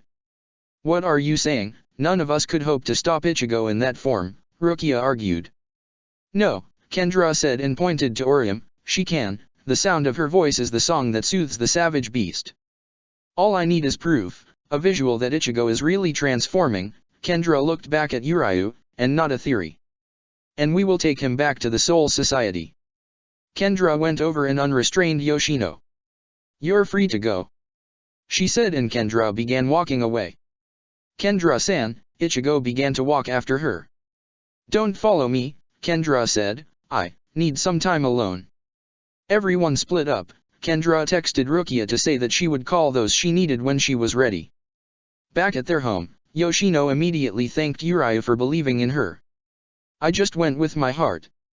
I believe that you've given up senseless killing. Uriah told her, moving to the couch. You're a very nice woman, Yoshino. Besides, something's up with Otamaka-san. It was wrong of her to accuse you like that. I did it because I thought I'd try things your way for a change. She's too close to Kurosaki, Uriah thought to himself, it's interfering with her ability as an officer. Don't follow me. I need some time alone. I think she realized it herself. Uriah was snapped out of his thoughts by Yoshino sitting on the cushion right next to him. She was smiling at him, but there was something in her smile. And then she laid her head on his shoulder. Uriah flushed. You know, for a long time our people were shunned. No one accepted us. We lived in solitude so that we could be happy, for those that knew of our power considered us abominations. The Quincy and the Soul Reapers both hunted us to near extinction. I came to you seeking refuge in a world where there was nowhere for me to go. Yoshino craned her head into Uriah's neck, and you took me in with such kindness. I don't know if you understand how grateful I was, when you stood up for me. My pride as a Quincy would have never let a beautiful woman walk the streets endlessly, or prevented me from helping an innocent person be accused of a violent crime. Uriah flushed. Beautiful, Yoshino pushed herself up and tried to get Uriah to look at her. You think I'm beautiful? Why yes, Uriah was completely red in the face. Yoshino chuckled flirtatiously and slid her arm up over the couch and then pressed her lips to Uriah's cheek. The boy's hormones went haywire. Train whistles and mine bells sounded in his head at an alarming volume. Uriah's arrow erected itself. Having lived with Yoshino for a few days, it wasn't like Uriah hadn't thought about it. For the Bount woman, having been secluded all her life, defecting from the only man that ever accepted her because of his madness, being restrained and placed in a holding area, looked at all her life with disdainful eyes. The young man next to her, though much younger than herself, was the only person who ever accepted her and the only man to rightfully stick up for her. I believe Yoshino. She didn't do a thing. Uriah's phone went off, effectively killing the moment. As quickly as he could, he answered it. Hi, Otamaka-san. He listened to Kendra's instructions on the other line. 9 o'clock at Karakura Central Park around the fountain. Understood. He hung up. I'm assuming you heard that. Uriah put the phone away. We're both going. Yoshino turned away from Uriah, spread out her arms, crossed her legs and looked across the room. Oh, she wants my help. I understand her logic, Uriah stated. You do? Yoshino looked at him by simply turning her head towards him in disbelief. Uriah looked forward and clasped his hands together over his lap, also looking straight ahead. He also leaned forward. Otamaka-san is enthralled with Kurosaki. I don't think she wanted to believe that his condition had deteriorated this far. Otamaka-san probably wants us at the park to act as bait. Kurosaki's subconscious probably will come after me for fingering him for murder. You were Otamaka-san's initial suspect. His hollow will probably try to harm you because of it. I've heard stories from Arisawa about Kurosaki's fully hollowified state. Will I have to fight? Yoshino asked. Perhaps, no, better to say you should be ready to fight on a moment's notice, Uriah stated. Yoshino unfolded her legs, leaned forward and looked down, hands between her legs. You have no reason to be wearing that expression. You're one of us now, Uriah smiled at her. You're part of our group. Yoshino gave Uriah a hug. She was very happy. She had a place to belong. She could start living again. 9 p.m. In soul form, Kendra was waiting at the fountain. Uriah showed up in his Quincy uniform and Yoshino was not wearing her jacket. Instead, she was wearing a sleeveless, tight-fitting brown silk shirt and dark green pants. Her doll's seal was on her right hand as always. Kendra was out of Jigai, hair pinned up, face mask on. Good, you're dressed for battle. We know what we might be up against, Uriah answered. Kendra looked forward into the forest surrounding the fountain. While we still have time, allow me to apologize. I was so fixated on you and so certain that Kurosaki wasn't deteriorating as bad as I thought that it blinded me. I just want to apologize while I have the chance. Apology accepted, Yoshino stated. You didn't make a mistake when you spared me. Yes, I realize that now, Yoshino stated. Kendra whipped out her soul pager. I used the data reading Ichigo's Ryutsu and had Urahara upload it to my soul pager. If Ichigo has truly transformed, then signs of hollowification, using his Ryutsu pattern, will show up on my scanner. Quick question, why did you have us come out here instead of going to the villa where the crime took place? Urayu asked. There are people around this park at night. Ichigo instinctively knows where you live, Kendra responded. Karakura Central Park is on the way to your house. He might go crazy if logic fails him. Like you said, he's acting on instinct. Where's Inu-san? Urayu asked. Kendra merely leaned up against the fountain.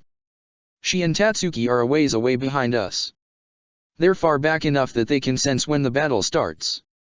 If my calculations are correct, things will happen when Ichigo falls asleep at 10 o'clock tonight. 1 hour later, that's exactly what happened. Ichigo came prowling into the night, fully hollowified. However, he was not in the demonic hollow form he had been in the last 2 times he hollowified. Instead, he looked as he did when he fought the Vizards. He stared at Kendra, Urayu, and Yoshino as they stood near the fountain. His growled with a snarl, waiting to attack. It is him, Kendra thought to herself. Should we call for Inu-san? Urayu asked. No, not yet. If he attacks she might get hit and he'll go into a rampage. He'll make a move and then they'll come in, Kendra stated. Upon uttering her words, Ichigo charged. All 3 combatants dodged the moment they saw him disappear. Ichigo slammed his fist down on top of the fountain. Now that's your cue. Kendra called out. Ichigo. Orium's voice sounded through the air. Ichigo stopped his movements, hearing Orium's voice. She came running onto the scene. Ichigo, please, stop this, please come back to us. A stretching grunt emitted from Ichigo and his body began to crack and the hollow bone around him shattered. The hole in his chest sealing up. Ichigo fell to the ground in Shikai form in a heap. Ichigo. Orium ran towards him. Are you convinced? Urayu asked. I am, Kendra said. She pulled out her soul pager to make a phone call to Lelouch. It's happened, she said, we need an escort. Understood, Lelouch said from the other line. When the escort group came, consisting of Lelouch, Isane, and Akon, Kendra, Vera and Rukia all followed him back to the Soul Society. End of chapter 112. Chapter 113, Kurosaki Ichigo, the Demon Within. Third-person POV. Ichigo woke up to the sight of green. He wanted to panic, but it seemed his senses were being dulled, calmed, and soothed. He felt like someone after an operation. Ichigo was in a tank full of green liquid meant to keep him calm. He was stripped down completely and there was a metal attachment to his shoulders, wrists, ankles, and thighs, and also his neck, which had needles dug straight through his skin to administer the funky liquid around him into his bloodstream whenever the valves on the outside drew back. The water was oxygenated so Ichigo could breathe. His facial muscles were relaxed so he couldn't speak, but he could show his emotions through his face. However, his surface thoughts could be projected through the speaker in front of the tank. As Ichigo became aware of his surroundings, he saw Lelouch standing on the ground in front of the tank. The liquid was thin enough that he could see through the water without it stinging his eyes and allowed him to see Lelouch clearly. Lelouch. How are you feeling? Lelouch asked. Ichigo smiled, pretty mellow actually. I just hope this doesn't end up like the rat experiment, Lelouch stated. Rat experiment? Ichigo asked. Nothing, just thinking out loud, Lelouch stated. Lelouch was referring to an experiment from high school that had been attempted to be replicated in Soul Society, in which rats were allowed to eat every hour or have the pleasure center of their brains stimulated. The rats would starve to death every time. In the Soul Society though, the rats had no need to eat and wound up orgasming themselves into a coma. The parallel Lelouch was drawing was that, With Ryotsu, Ichigo did need to eat, but the liquid around him was mellowing him out and reducing all forms of pain and stress. It was a special mixture designed for this, that Ichigo might not realize his own hunger. Lelouch, Ichigo said with a serious face, be honest, am I going to be alright? That's up to you, Ichigo, Lelouch told him, for now at least. We still haven't come up with a decent way of dealing with your inner hollow, not in the way you'd look for anyhow. At the moment, just try to remain calm. I see, how are Kendra and Orium? Ichigo asked. Orium is fine, she's praying for your recovery. Kendra is, at the moment I can't say. Ichigo this time did panic. What happened? Did I do something to her? What did my hollow do? His outburst was met with a flood of liquid in the tank, causing bubbles to flood up into it. It felt good to Ichigo, mellowing him back out. I told you, I can't tell you at the moment. Try to fall asleep if you can. We've established that your hollow only tries to take control of you at night, and right now it's the middle of the day. You've been unconscious for nearly 16 hours, Lelouch told him. What's going on with school? Ichigo asked. Your friends are doing your best to cover for you. So iPhone said you can make up the work on the weekends when you return, understanding of your condition, though she's not letting that slip to the students, Lelouch told her. Ichigo smiled again. Sensei. Before I go, Orium wanted me to let you know that she was at your side, until she was too tired to stay awake. I took her through the Senkaimon and Urahara took her home. She cares about you, Ichigo, a lot. Lelouch then left the room and subsequently the entire department. Central 46 Chambers. This is an outrage. You are not prosecuting Kurosaki Ichigo for the deaths of several civilians with the use of spiritual power. Kendra was asked. Kendra saluted. With all due respect, Kurosaki Ichigo was not aware of his actions and therefore is not liable for them. The situation is recoverable and the dead victims were committers of violent crimes. All these conditions combined exempt Kurosaki Ichigo from persecution by the Onmitsukido. Very well, one of the judges told Kendra, dismissed. Kendra returned to her office, having been summoned to the Central 46 bright and early that morning, and continued to fill out a 3-page packet she had begun last night. She went straight up to her captain's office with it when she was done. However, when she went, she arrived in her off-duty attire, purple robe, hair down, no face mask. Kendra, what can I do for you? It's odd for you to show up to me in the middle of the day so informally. In fact, you never go around in your off-duty attire in the squad barracks. Is something the matter? Kendra held up her packet to Stefan. My letter of resignation, she said, and put it on the desk. With the change in policies and procedures, resignation was no possible without being thrown in the maggot's nest. However, all of the quitters' Ryotsu was to be contained in a vial to act as a phylactery so that if they decided to come back, they could do so. Nobles were simply released to their families. Kendra turned around and began to walk away, but Stefan called out to her. Just a moment, he said, and stood up, walking towards her. I'm not about to let you walk out that door without explaining where this is coming from out of the blue. What happened, Kendra? I know you better than to make rash decisions. Kendra put her hand up by her chin and bit her lip. A tear rolled down her right cheek. I've lost my edge, she choked back tears. I got too close to the substitute Soul Reaper, Kurosaki Ichigo. Kendra looked up at the ceiling, and it's affected my entire outlook on life. I'm no longer the professional lieutenant I once was. Kendra stared at the ceiling with a hysterical smile. I've gone soft. She laughed and dropped to her knees as her laughter turned to sobbing. The other day I arrested the bounty we let go, Soma Yoshino, because I was averting my eyes from thinking that Kurosaki Ichigo's condition was as bad as it was. I let my emotions rule me. More tears, I'm horrible. Stefan walked towards Kendra and then around her and pulled her into him, letting her head rest on his chest. She was very surprised. See, Captain? You're not a failure, Kendra, he told her. If not now, then soon. Kendra stared at the ground over her captain's strong arm. I've become kind. Kindness and mercy are not a weakness, Kendra, Stefan told her, but if you think they are, remember what you told me, when we first met. 287 years ago. Stefan was walking by the training grounds at the academy, dressed in his fourth-year robes when he noticed a young third-year fiercely practicing her kendo in the pit. He saw her continuously bashing away at the suspended bamboo stalk with her buken. She was also throwing some shunpo into the mix. It appeared to Stefan that the girl was seeing how many times she could hit the stalk before it came to rest. He watched her for a little until she became exhausted and sat down on the slope leading into the pit. The woman had shoulder-length brown hair and green eyes. She wiped her brow as she took a seat. Stefan had counted her record, 114 strikes since he'd begun observing her. She had a white hairband in her hair. He walked towards her. That was pretty impressive, Stefan told Kendra. She turned her head away from him. Well, someone's stingy, he said, taking a seat next to her. All guys are after the same thing with me.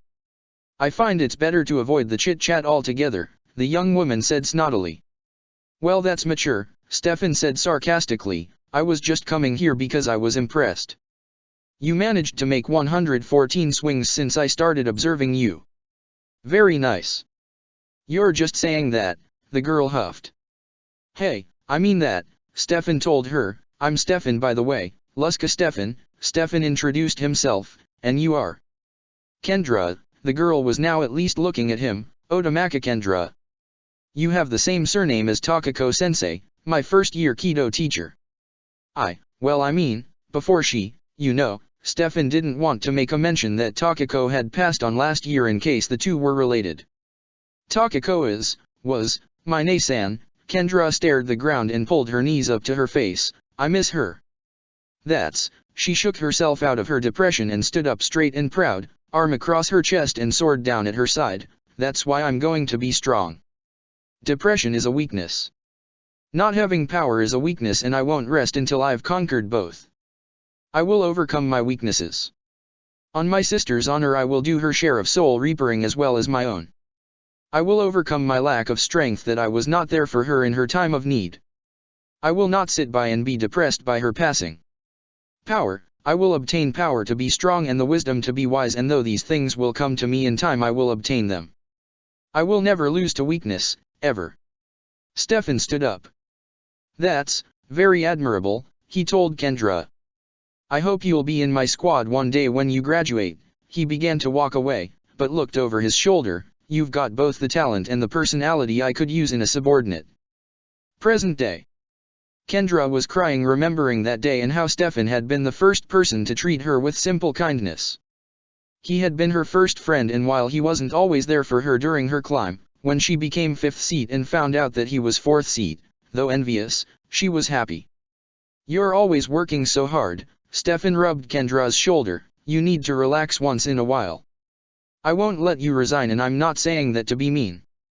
I'm saying that because I need you here in the squad, Kendra. You're the best Dem Patrol troops leader I think this squad has had. It would be a real problem to replace you, because no one can.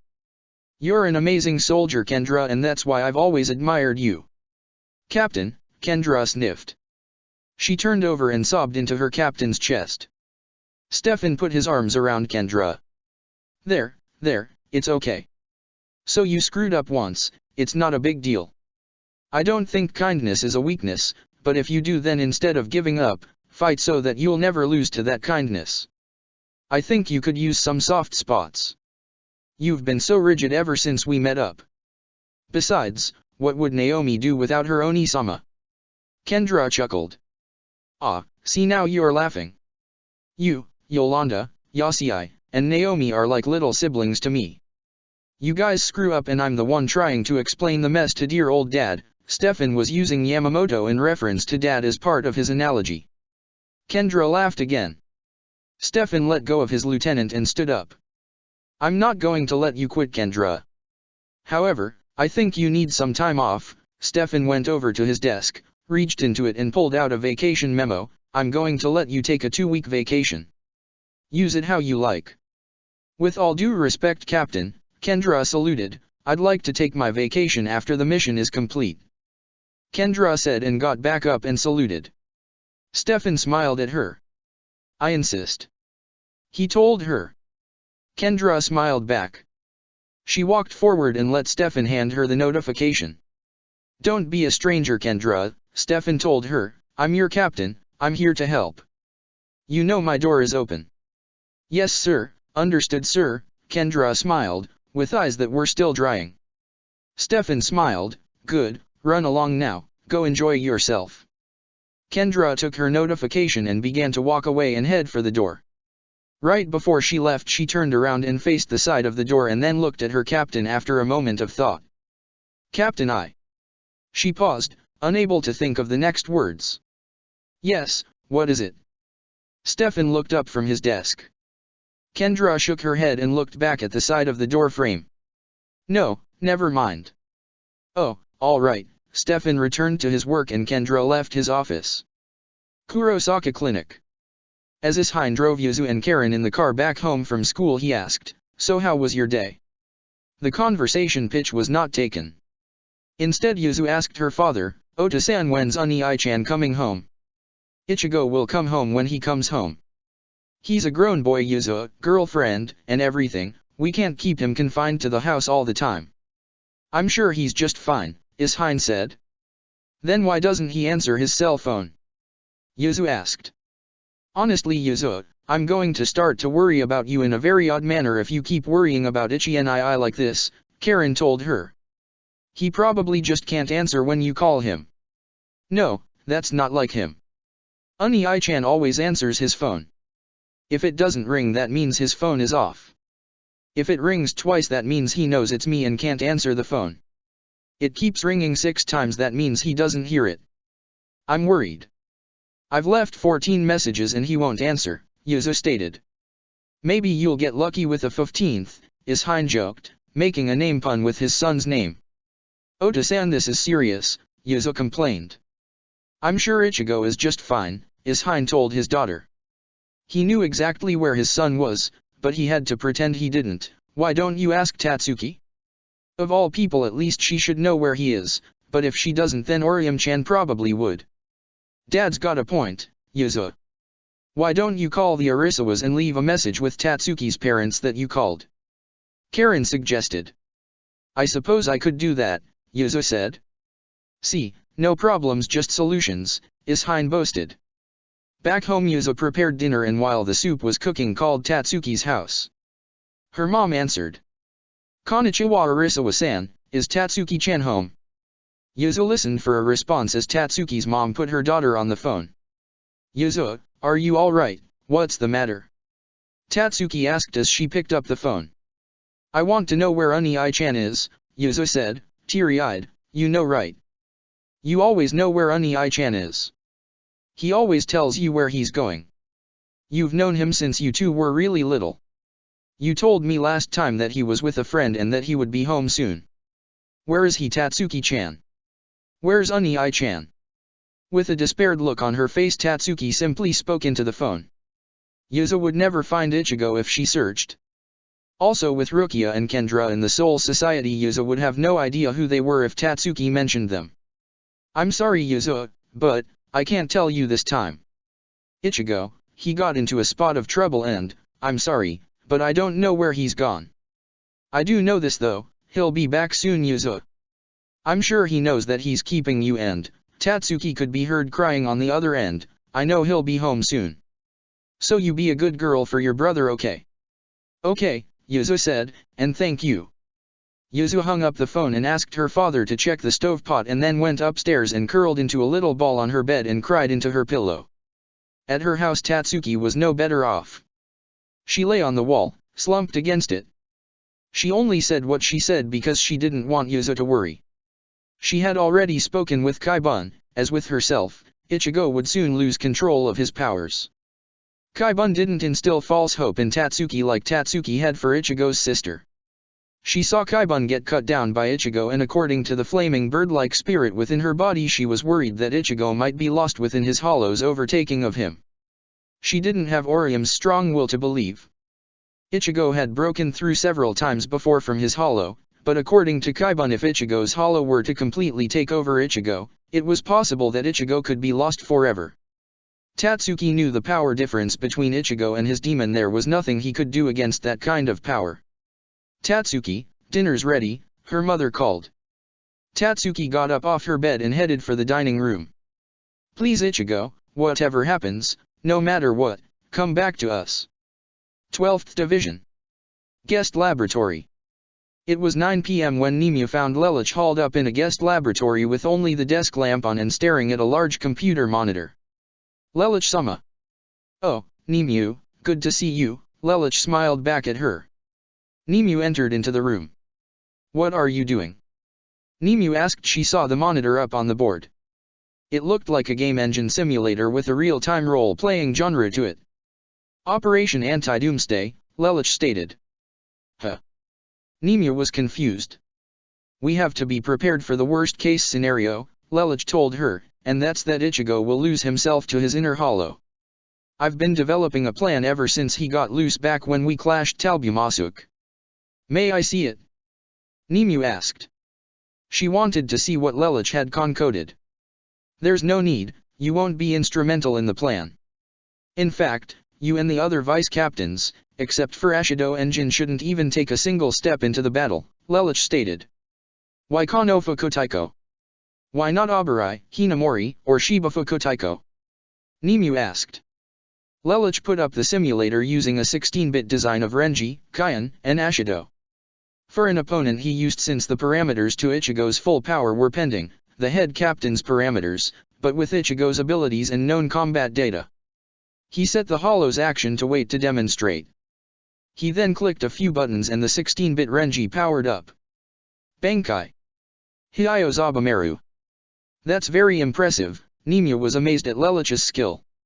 I like things to be real as possible, now watch, Lelouch showed Renji using Hikotsuteho. It did a massive amount of damage even considering the Hollow's defensive parameters. That's incredible. Yes, but watch, Lelouch said and showed the fact that Ichigo healed all of his damage, only losing a smidgen or two of riot, so that was negligible. Now, rewind. Lelouch paused at the frame where Renji launched his attack. Right here, he's vulnerable. Ichigo attacks with instinct. He changed a few parameters and then replayed the simulator in slow motion. Ichigo disappeared as the attack barreled forward and cut Renji down. His health bar dropped by 80% towards knockout status with a single strike. Lelouch stopped the simulation. Renji's a one-trick pony, well, not really, but he'll eventually learn that Hikotsuteho is his only way of dealing damage. Even if he didn't, he's screwed the moment he removes defense because of his unfinished Bankai. Lelouch repeated the simulator for Kaion. Bankai, Nijibana Sora ni Raisenjo. Nimue watched as Kaion attacked with water only for it to deal almost no damage to Ichigo and for the Infernal Demon to retaliate with 2 full-powered Getsuga Tenshos. Kaion's health bar had him 50% towards death. Nimue clasped her hands over her mouth. Momo, we don't even know the limits of her Bankai, but if Susanna could defeat it and she's had barely a month to tinker with it, there's no way I'm letting her near him. As for Ashido, Lelouch showed Ashido's sprite standing up to Ichigo's. Duel, Mio Okamai, Ashido revealed his Zanpakuto. He stood by and waited for Ichigo to make a move. Randomly a high-powered strike from above was chosen. Ashido actually managed to get out of the way. That's incredible, Nimue was amazed at the veteran warrior's skill level. Ashido has fought with Ajichas for nearly 3.5 centuries, Lelouch stated, he's like a captain with only his Shikai. Watch this now. Lelouch changed the parameters to show what would happen if Ashido or Ichigo landed a hit on the other. Nimue was amazed at the damage Ashido could do with a simple sword slash. It wasn't nearly as powerful as Renji's Hikotsuteho, but for a simple slash it was pretty effective.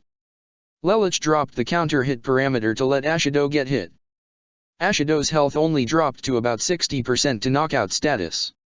So you see, he'll last much longer against Ichigo, even without a Bankai.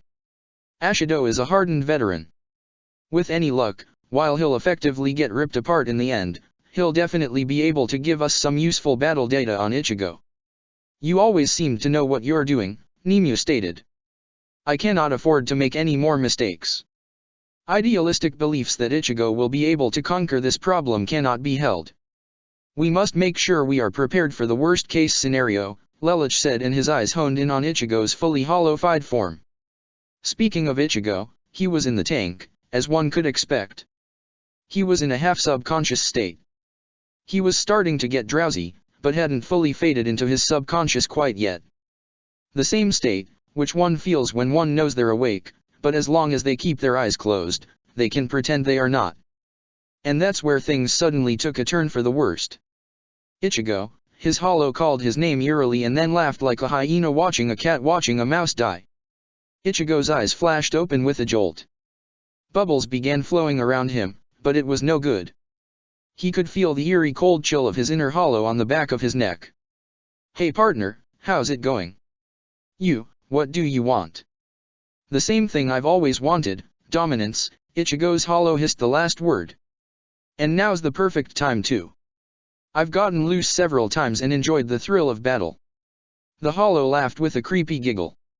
"Poor Zanjitsu and Tensei Zanjitsu are all tired out." A crazed laugh like a madman resounded. "Go away." Ichigo thrashed his head to the side. "Leave me alone." He thrashed it to the other side. The bubbles began to overwork themselves, the temperature started to try and change itself. A little bit of steam emitted from the top of the tank. The yellow flag was raised. If it turned red, the division would be alerted to Ichigo's condition. "Leave you alone, now why would I do that? You're close to awakening your true power, Ichigo, and I'm the one who will help you achieve it. Go away. I want to recover. Damn it, I want to recover." "Recover?" Ichigo's hollow reacted as if he had never heard anything more absurd. "As if you could. I've already had the thrill of taking control of your subconscious and I'll do it again now, while you're awake. Who should we attack?" "Stop it!" Ichigo shouted in his mind as he felt himself losing control.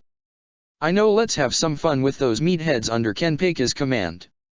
Or maybe we could show that scientist that locked us in here who's boss. Damn you!" Ichigo shouted at his hollow.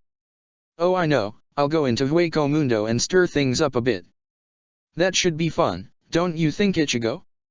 The flag began to go red. "You can't control me." Ichigo retaliated as he began to struggle.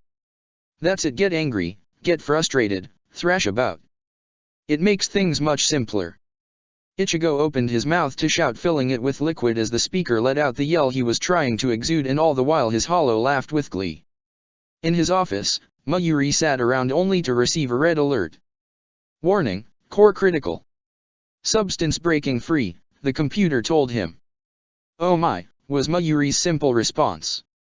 Running into Ichigo's chamber, Lelouch tore towards the tank only to find it destroyed in a hole in the ceiling. "Damn it. I'm going to track him down. See if you can get a hold of Kendra or Kai, and if I don't succeed," he told Nimue. "Hi," Nimue ran off. Lelouch went through the ceiling and tried to hone in on Ichigo. He eventually found the boy on Sokioka Hill covered in hollow bone in the all-natural. In the time it had taken Lelouch to get there, Ichigo had already recovered Zanjitsu and stood before Lelouch with a growl. He was in his powered-up form, the form he had fought Talbumus in. "Ichigo, just calm down, it's me, it's Lelouch," Lelouch told him. At this stage Ichigo could still be reasoned with. Lelouch could tell as much from the look in Ichigo's eyes and his lack of desire to obtain clothing. "Look," Lelouch put down his Zanpakuto, scabbard and all, "I'm removing my Zanpakuto and you know I can't geese you, just calm down, Ichigo." Ichigo continued to growl as he stared at Lelouch. The 10th Division captain held his hands up and looked Ichigo straight in the eye while trying to keep his legs from shaking.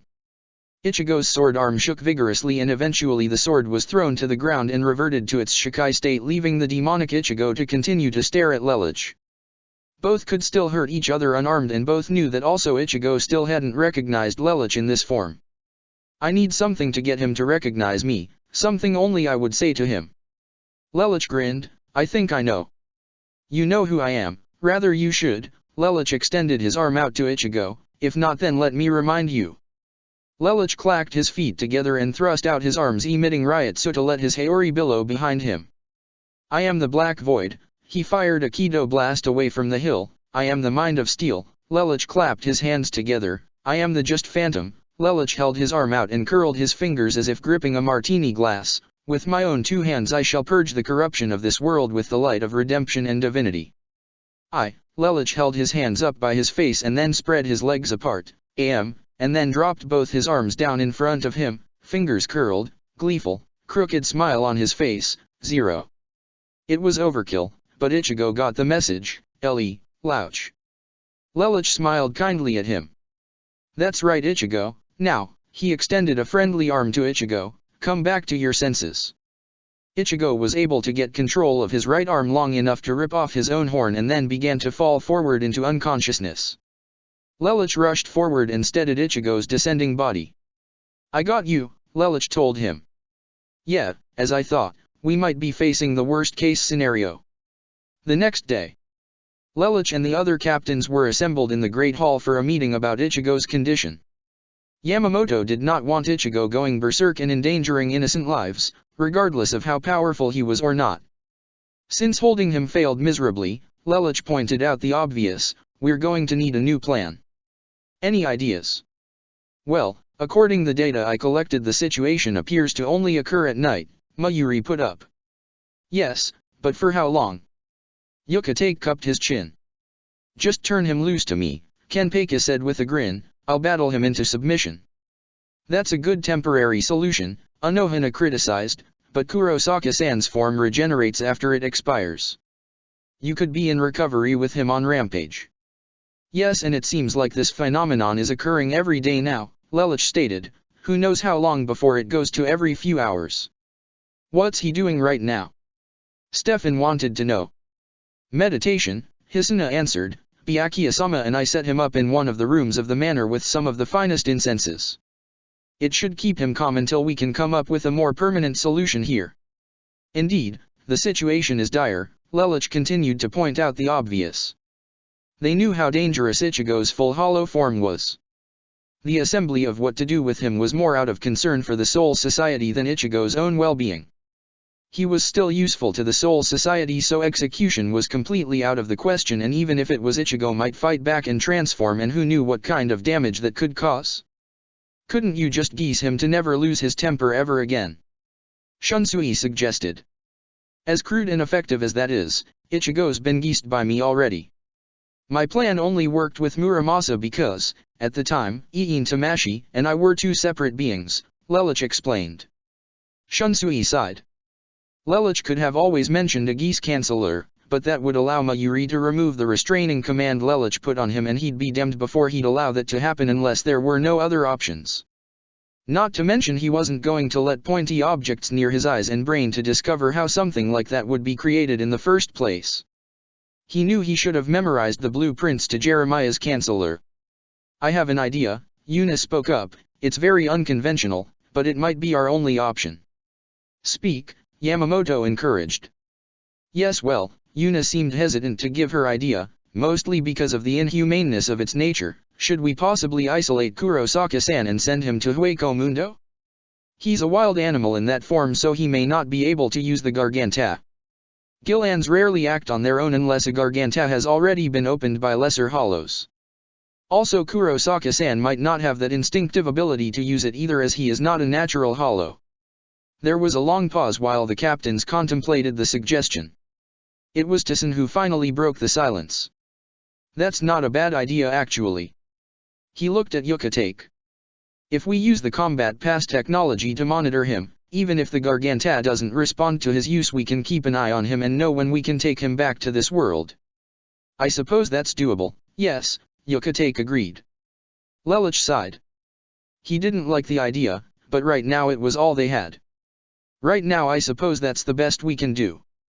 The idea would give him more time to work on his Operation Anti-Doomsday, which he planned to bring up with the head captain. Ichigo did not buy, not for a second, that Ichigo wouldn't be able to learn how to use the Garganta at some point.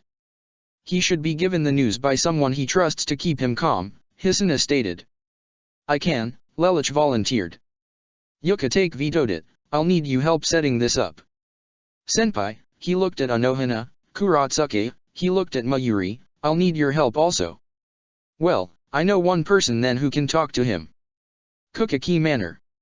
Ichigo sat in utter peace in a very extravagant room, meditating with his legs crossed, eyes closed, and shoes off. The walls were polished, the red carpet was plush underneath his ass, and he felt at peace with the incense swirling about the room. However, there was one problem. Did they have to use strawberry incense? He asked himself. The door slid open to his right, revealing Rukia. Ichigo opened one eye and saw her and then closed the incense bottle so it would stop permeating into the room so that he could talk to Rukia. The captains came to a decision. She was standing in the doorway. I was asked to talk to you and tell you the verdict. And Ichigo wanted to hear what was going to happen to him.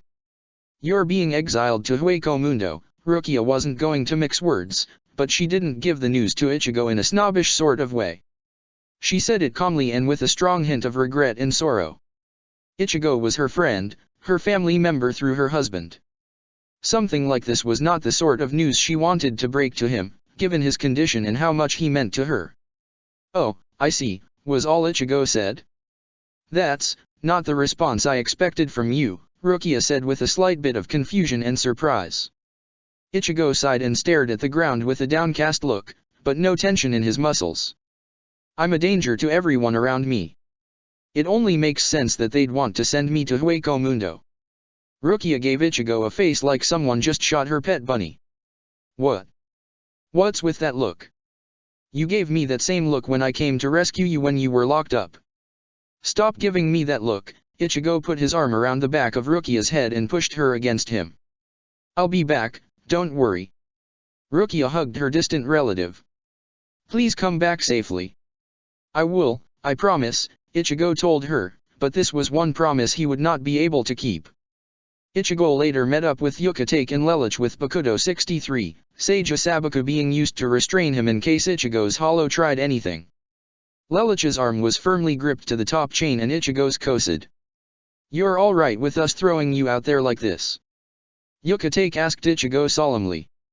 If it's the only way, it's the only way, Ichigo said and then stared at the ground in immense anguish. I just don't want to hurt anyone anymore. Well, Lelouch said and snapped his fingers to open up a Gargantat. Let's go then. Lelouch and Ichigo walked side by side with Lelouch creating the path into Hueco Mundo until they finally reached the gray, desert sands. Lelouch then untied Ichigo and prepared to head out on his own. Wait, don't I get supplies or something? If you need to relieve yourself, it's all sand out here, Lelouch joked, and if you get hungry I'm sure by that time you'll have already transformed. You can just eat a random hollow. Ichigo, in his current state, did not like being teased in that way even in jest. His pupils shrunk and he grabbed Zanjutsu and attacked Lelouch, but the Garganta slammed shut. Ichigo was then left alone in Hueco Mundo. He grit his teeth, put his palm to his eye to get his anger under control and, with effort, forced his ass to the ground and sat with his Zanpakuto, in its sheath, across his lap. He didn't know how long he had been there before a voice called out to him. Are you lost, Soul Reaper? Ichigo's eyes flung open. He grabbed Zanjutsu, turned around and held the blade with both his hands to face off whatever had come at him in less than half a second. However, Ichigo's guest was not a hollow, but an Arrancar, and an obviously female one at that. She had blonde hair, dark skin, and her sword was sheathed behind her waist. She was wearing a jacket over her breasts that came down only about halfway over them. Relax, she told him, I'm not here to fight you. We Arrancar are trying to prove to the hollows that we are civil creatures in the hopes that our brethren will take our side and awaken. If they can be civil, then we can get along. If not, we treat them like the Soul Society treats them, like normal hollows, the Arrancar woman replied. Or at the very least that's my goal. I have no idea about Grimmjow. Ichigo held up his Shikai blade, still not convinced. If I was really antagonistic towards you I would have attacked you already, the blonde told him, folding her arms underneath her bust. You might betray me, Ichigo stated, knowing how some hollows played tricks. The woman folded her arms. You don't remember me, do you? Huh. Ichigo's memory was bad. The woman sighed. I guess it's understandable since you and I never met in actual combat, so allow me to formally introduce myself. I am the former Tercera Espada and Talbumasuk's army Tia Halibal, now known as the strongest woman in all of Hueco Mundo. Ichigo still had no idea who she was. You spared my fraction in the first battle of our forces. You fought their pet, Alon, Halibal told him. Ichigo still looked at her with a confused expression. She sighed. I fought your father. She said sternly. Oh, that was you, Ichigo finally remembered and put his sword away. However, his smile quickly turned to a scowl. You probably shouldn't converse with me. I'm in here because I'm a danger to myself and others. There's this demon inside me threatening to get out. It's best if I don't associate with anyone. Be that as it may, Hannibal stated sternly, I still owe you a debt of gratitude for sparing my fraction. You don't understand, my hollow will kill all of you. Ichigo looked up at the sky, seeing the crescent moon. He put his palm to his face to feel for his hollow powers. They were faint, but they were there. That's right, it's perpetually nighttime here. Could being in Hueco Mundo suppress my hollow's energies somehow? That's odd, you'd think they'd accelerate it. Ichigo suddenly felt Hannibal's hand firmly against his back. If you've got nowhere to go, I'd gladly let you stay with my girls and me. Out here that demon is more likely to get loose if you're dragged into battle by a random hollow. Our abode is atop a large formation of rocks, only a handful of hollows can even get up there to begin with. Ichigo let his guard down, all right if you insist. Kurosaki Ichigo, Hannibal said his name and put her arm across the back of Ichigo's shoulder. I think this might be the beginning of a solid friendship. Hannibal brought Ichigo to introduce her to Mila Rose, Sun and Apache. She explained the situation to her followers and then asked if anyone had any opinions. To be honest, I don't trust you or care for your kind. Apache stared right at Ichigo, but if Hannibal-sama says it's okay, I won't make a fuss. Got anything to say back, kid? Hannibal looked at him. Just one thing, Ichigo said as he plopped his ass down on the ground, if I lose control of my powers, don't even try to fight me, run. Run as far and fast as you can. My hollow will rip all of you in half as though it were instinct. He nearly decimated your former leader. Ichigo gave a terrifying glare. What chance would any of you have? Not sleeping next to the human, Mila Rose declared, 1 at 3 noti. Not it. Apache barked right after her. Not it. Sun replied. No problems, Hannibal applied, giving her subordinates a chill down her spine of how cool she was given that she would calmly rest next to an individual who was like a ticking time bomb. I'm probably not going to go to sleep, Ichigo said as he sat on the ground. Bad things have happened when I've gone to sleep. I'm just going to sit here and meditate. For the rest of your life? Apache asked. If I have to, Ichigo replied. Once again, no problem, Hannibal remarked. End of chapter 113. Chapter 114, Hollow Ichigo's Rampage. Third-person POV. 2 weeks later. Division 1. All of the captains were at assembly for a regularly scheduled meeting. Upon reaching the topic of Ichigo, after it was addressed that he had neither transformed nor seemed like things had come to a resolution, Yamamoto asked if anyone had any better ideas of how to deal with the situation. Well, not with the way things are now, but I have a way of dealing with things should they get out of hand, Lelouch stated. Define getting out of hand, Hisono remarked. Ichigo's inner hollow taking over, coming back to the Soul Society and blasting us all into a crater, Lelouch responded, causing several of the captains to swallow hard. You really think that could happen? Yamamoto asked, opening his eyes. We can't take a chance that it won't, Lelouch stated. Fine, shall we discuss it now? Yamamoto asked. Actually, I'd like to hold a separate meeting with Ashido and Jin joining us at assembly in approximately 2 hours if possible. It'll give me time to set up my slides and prepare my speech, Lelouch stated. It was possible so with the closing of the meeting, which conveniently was taking place after normal school hours. Everyone Lelouch needed was assembled. Lelouch was not bringing the Vizards, so iPhone, Yoriyuki, or Ichigo's friends into this. Not because they didn't think they'd be helpful, but because he knew they'd never agree to his master plan. The assembly was in a room inside the R&D department. All the captains stood ready and listening. I call this plan Operation Anti-Doomsday, Lelouch stated. I've received final reports from Anohana using Mayuri's scouting bacteria that I placed on Ichigo when I used my Kido on him before dragging him to Hueco Mundo. With that in mind, I have devised the following plan. We're going to attack him in waves, one-on-one in some cases. If we went to do dirty fighting with teamwork and tried to attack him all at once, attacks could fail and full power will be diminished. For starters, I am forming Team Blades consisting of Ashido on point, Stefan on spear and Kenpeki as the anchor. Ah, hell no, I get no 1 sloppy seconds. Kenpeki said, aggravated. Will you let go of your macho ego for 2 seconds? I have organized this that, if it works, will result in little to no casualties barring how long you all can sustain serious injury. Lelich did not need the captain's egos all getting in his way. Now, as I was saying, Ashido will take point. We still don't have enough combat data on Ichigo yet, so I'll need him, Stefan and finally Kenpeki to take him on with their blade work.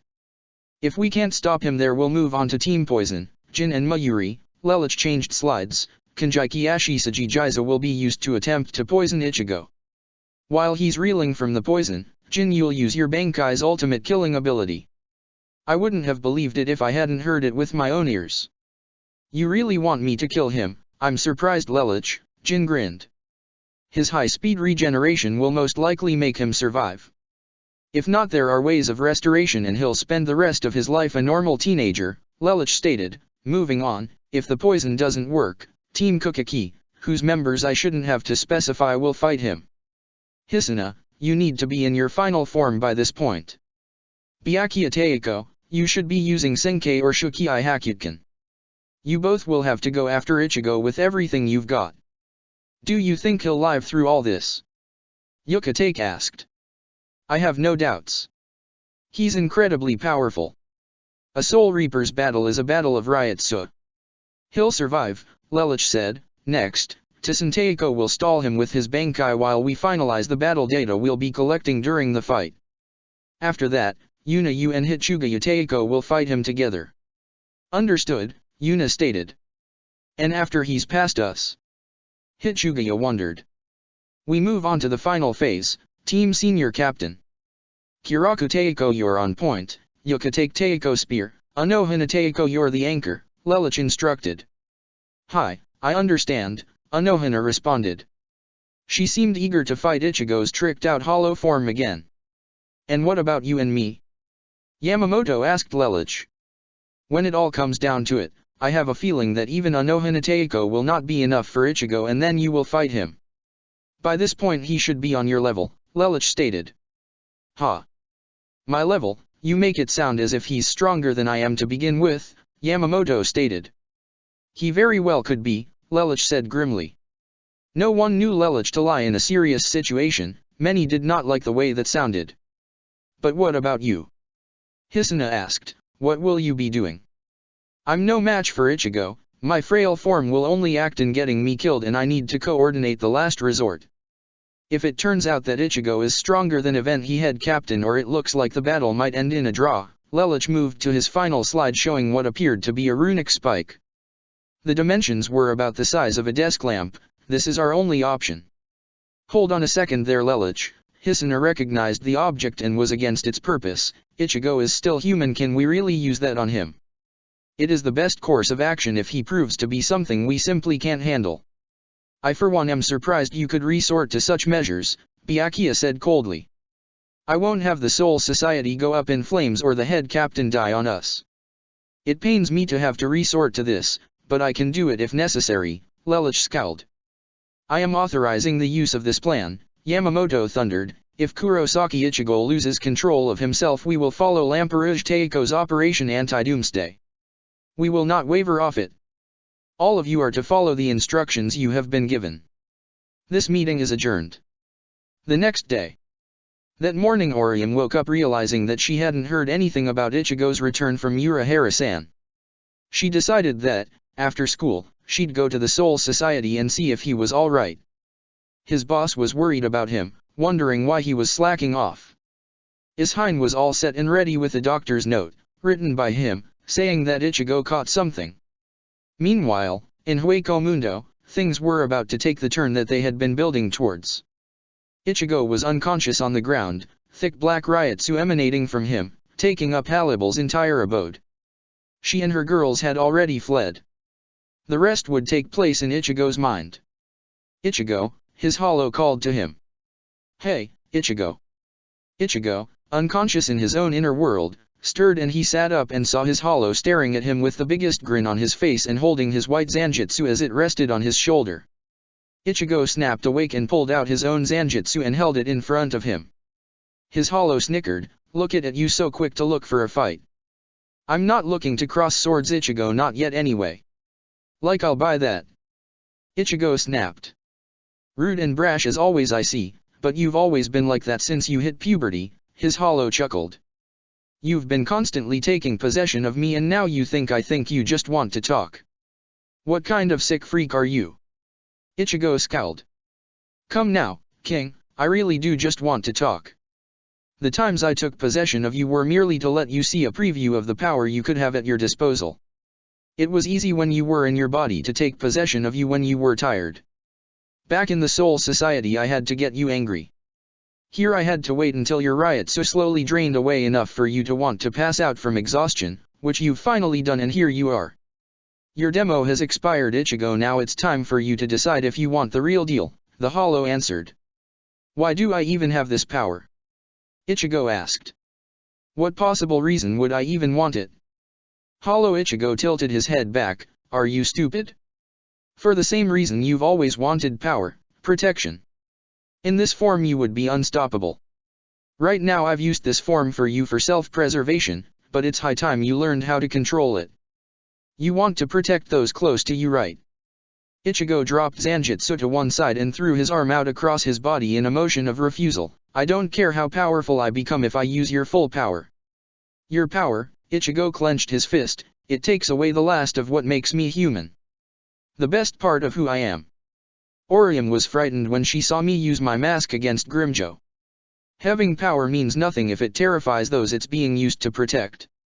I don't want a power that will remove from me the last ounce of humanity I have left in me. It's bad enough I have that mask, but I've come to accept it. I won't use your power and become something of a demon." "Oh come on," Ichigo's hollow put one hand on his hip, "don't let something as flippant as morality stop you. Morality is not flippant." Ichigo shouted, scowling, both hands back on Zanjutsu.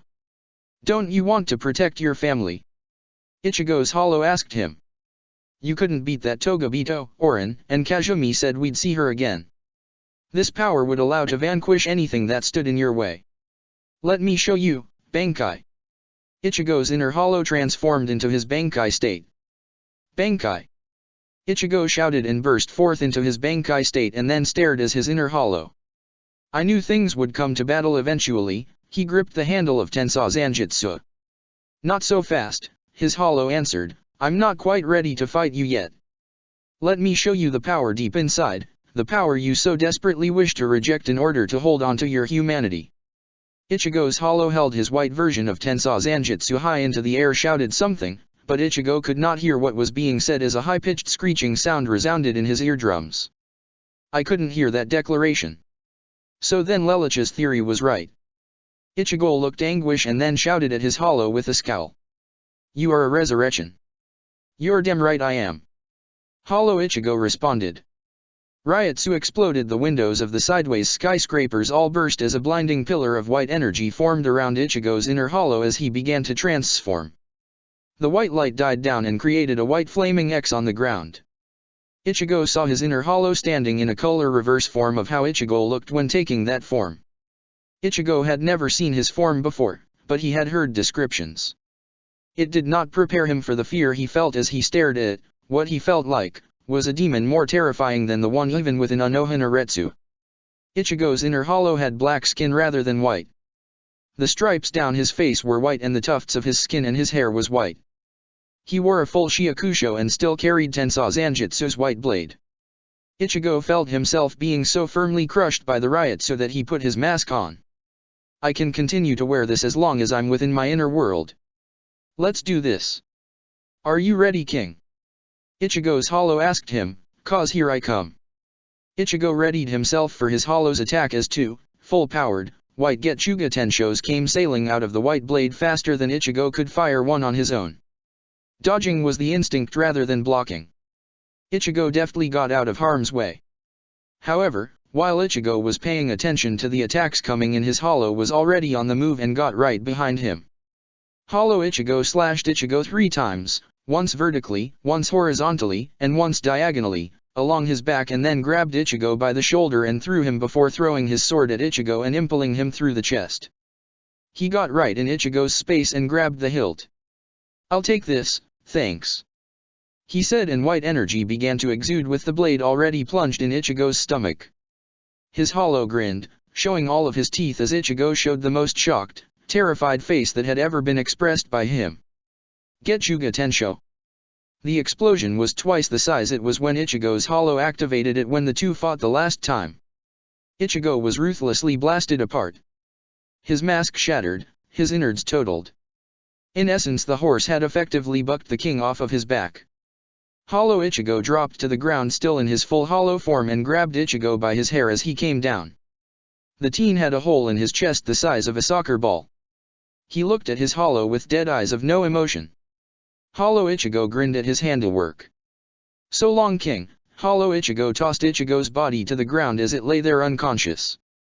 "No, I guess you're not the king anymore. I'm the king now." Hollow Ichigo laughed loudly with that same high-pitched cackle of his. Back in reality, Ichigo's body stood up, but it was not Ichigo's mind controlling it. Without his mask upon him, his irises were yellow and his sclera was black. He had a hole in his chest the size of a soccer ball. His hollow had taken over. "I'm in control now," Ichigo's hollow stated. "And I think I'll have some fun." Soul Society. A couple of hours passed between Ichigo's hollow taking over his body and his emergence into the Soul Society. Since he couldn't use the Gargantat, Hollow Ichigo had to persuade another hollow to kindly do it for him. Upon the use of the Garganta, the Soul Society was alerted. However, thanks to Hollow Ichigo's immense speed, he was inside the Siriti on top of Sokioka Hill before they could shut the gate. He was already in his resurrection and he was looking to kick some serious ass. Unlike the times that Ichigo had used it though, Hollow Ichigo was completely cloaked in Ichigo's Shiakusho. "So, Lelouch, I'm expecting you have some sort of plan," Hollow Ichigo mused to himself. "What are you going to do to me?" Hollow Ichigo then sensed a presence and took note of Ashido. "So you're my first victim, are you?" Sitting in the 12th Division monitoring the situation, Lelouch was floored when he heard Ichigo speak. "It's sentient." Lelouch quickly began changing parameters and adding in this new data. He shook with absolute fear when he saw how much his miscalculations might cost not just the plan, but also the Go-Di. He quickly switched to monitor duty. Ashido had already been taken care of. He had been torn down by a single slash and had collapsed onto the ground before he was fiercely thrown off the hill. Stefan followed suit, already using Bankai. "Unimpressive," Hollow Ichigo responded. Quicker than lightning he threw his blade into Stefan's body, shooting his sword through and through the captain of the 2nd Division. Hollow Ichigo recalled the blade with what appeared to be telekinesis and then appeared behind Stefan, back to the captain, and with a mere practice swing generated such force that it shot up beneath the stealth captain, shredding his Shiakusho and his skin, making it look like he had just taken a strike from Byakuya's Shikai, when, in reality, his skin had merely broken from the strain being put on his body from the massive Ryutsu. Hollow Ichigo tossed Stefan off of Sokioka Hill as he had done with Ashido and began slowly stepping off the hill until he made it all the way down the stairs. He was in a spot familiar to Ichigo's memory. "Oh, this takes me back," a gruff voice stated. Hollow Ichigo looked up to see a man with spiked hair with a chipped blade sitting on top of a building, the flat end of his sword resting against his right shoulder. He jumped down and a small quake was produced from the impact. The man looked right at Hollow Ichigo. "Captain Zaraki Kenpeki," Hollow Ichigo recognized him. "I see you aren't wearing your eye patch." "Head captain's orders." Kenpeki held up his sword. "You're supposedly so strong that I don't need it. Go all out, Fumetsu Seishin no Senso." Kenpeki's Ryutsu exploded as a dark blue aura surrounded his blade while a yellow aura surrounded his body. "You called out your sword, you must understand the gravity of the situation then." Hollow Ichigo held up his sword like it was a bright neon rapier. "No more talking," Kenpeki said with a grin, "make your move." "As you wish." Hollow Ichigo disappeared and reappeared right behind Kenpeki and attacked. The 11th Division captain blocked Hollow Ichigo's blade, but with a little pressure Hollow Ichigo was able to nearly crack into Kenpeki's blade. Kenpeki was forced to draw back. The impact was powerful enough though that it sent Kenpeki sailing immediately into level 2. Hollow Ichigo flew back at Kenpeki, and now the fighters seemed even as each swing Hollow Ichigo made was met with a block from Zaraki. It wasn't long before Kenpeki was forced into level 3. Yes, I have him on the ropes, all he can do is hit my sword, Kenpeki grinned. Yeah, that's right, Hollow Ichigo thought, go to your maximum power.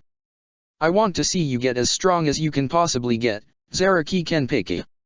Since Kenpeki had to declare the levels in order to activate them, Hollow Ichigo's intuition told him there had to be a maximum and he would crush Kenpeki even at that maximum, so he was holding back to conserve energy.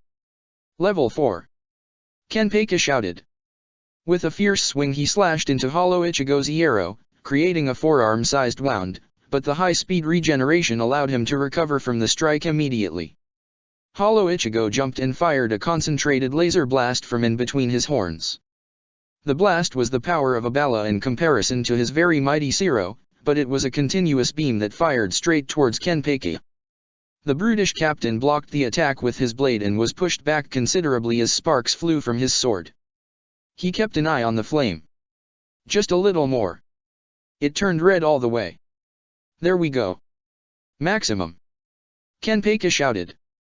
He transformed into his iron skin-looking, super-powered form. So that's it, huh? Hollow Ichigo asked, swing his sword out and slicing a building in half. That's your maximum power. No need to act tough. In this form. Before Kenpeki could finish his sentence, Hollow Ichigo fired forward 2 full-powered Getsuga Tensho blasts, ripping into Kenpeki before he could blink. Hollow Ichigo then reappeared behind Kenpeki and struck him across the back. Kenpeki turned sharply and swung, but missed, and Hollow Ichigo grabbed Kenpeki's sword arm and twisted it until the bone snapped through the skin. Hollow Ichigo then turned and bashed the back of his fist into Zaraki's nose before cutting the man down the front harshly. You are nothing to me. Hollow Ichigo told Kenpeki and charged red energy between his horns as Kenpeki staggered back. Zero. An inferno erupted on the battlefield and Hollow Ichigo continued down his path of destruction and reached the area where Ichigo had dueled Kion. It's like a trip down memory lane, he mused, only for a thick purple fog to enter into the area. Hollow Ichigo thrust his blade forward and tore through Mayuri's Kyoko illusion to conceal Kanjiki Ashisaji Jaizu and tore through the caterpillar monster itself. Poison. Hollow Ichigo chuckled. Do you really think that's going to have an effect when there is such a difference in our power? He swung and all of the poison was blown away by dust. Hollow Ichigo heard the impact of flesh smacking against concrete, rushed forward and impaled Mayuri with his blade, shattering the Bakudo 26 that Mayuri had cast upon himself. However, Mayuri was not gagging, instead he was making a funny face at Hollow Ichigo. You fell for it, he said, and then exploded into goo, which converged on Hollow Ichigo and bound him in place as the goo hardened around him from the neck down. A ways away a blade went piercing through the air and stabbed Hollow Ichigo through the head. Kamishinai no Yari. Mayuri was standing next to him. The one Hollow Ichigo had impaled was a fake. Jin retracted the blade instantly, leaving the hole in the Hollow's head, but it closed up. Was that supposed to hurt? Hollow Ichigo asked. Nah, this is, Jin responded and opened his palm towards Ichigo. Kill, Kamishinai no Yuri. Nothing happened. 30 seconds went by and still nothing happened. Okay, yeah, there's an itching in my head that's forcing me to regenerate cells just as quickly as you can destroy them. Hollow Ichigo craned his neck and then burst forth from the solidified goo Mayuri had bound him with. Will that go away if I kick your ass? Well, we're fucked, Jin thought to himself. It didn't take more than 5 seconds for Hollow Ichigo to dispatch both poison users. Mayuri escaped death only through the use of blowing himself up by stabbing himself with his sword. Jin played possum as Lelouch had instructed. Hollow Ichigo continued his march. As he reached lower ground, the same area where Hisuna and Byakuya had once done battle with each other, pink blossoms swirled into Hollow Ichigo's field of vision. One of them scratched his arrow, creating sparks. These aren't blossoms, these are Gokiai, Senbonzakura Kage Yoshi. Hollow Ichigo had found himself caught right in Byakuya's trap.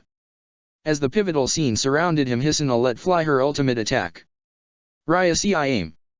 Gigantic meteors slammed towards Hollow Ichigo just as the billions of blades from Byakuya's attack converged onto him. I wish you damned fools would stop underestimating me, A flash of red went through the top of Byakuya's Gokii, splitting it, and then the meteors all were cut down into pebbles as they approached Hollow Ichigo. "Now, where are you hiding?" he asked. Hide and seek was not a game Hollow Ichigo liked in the least. However, rather than face an obviously pointless battle, Byakuya and Hisuna called forward to Lelouch.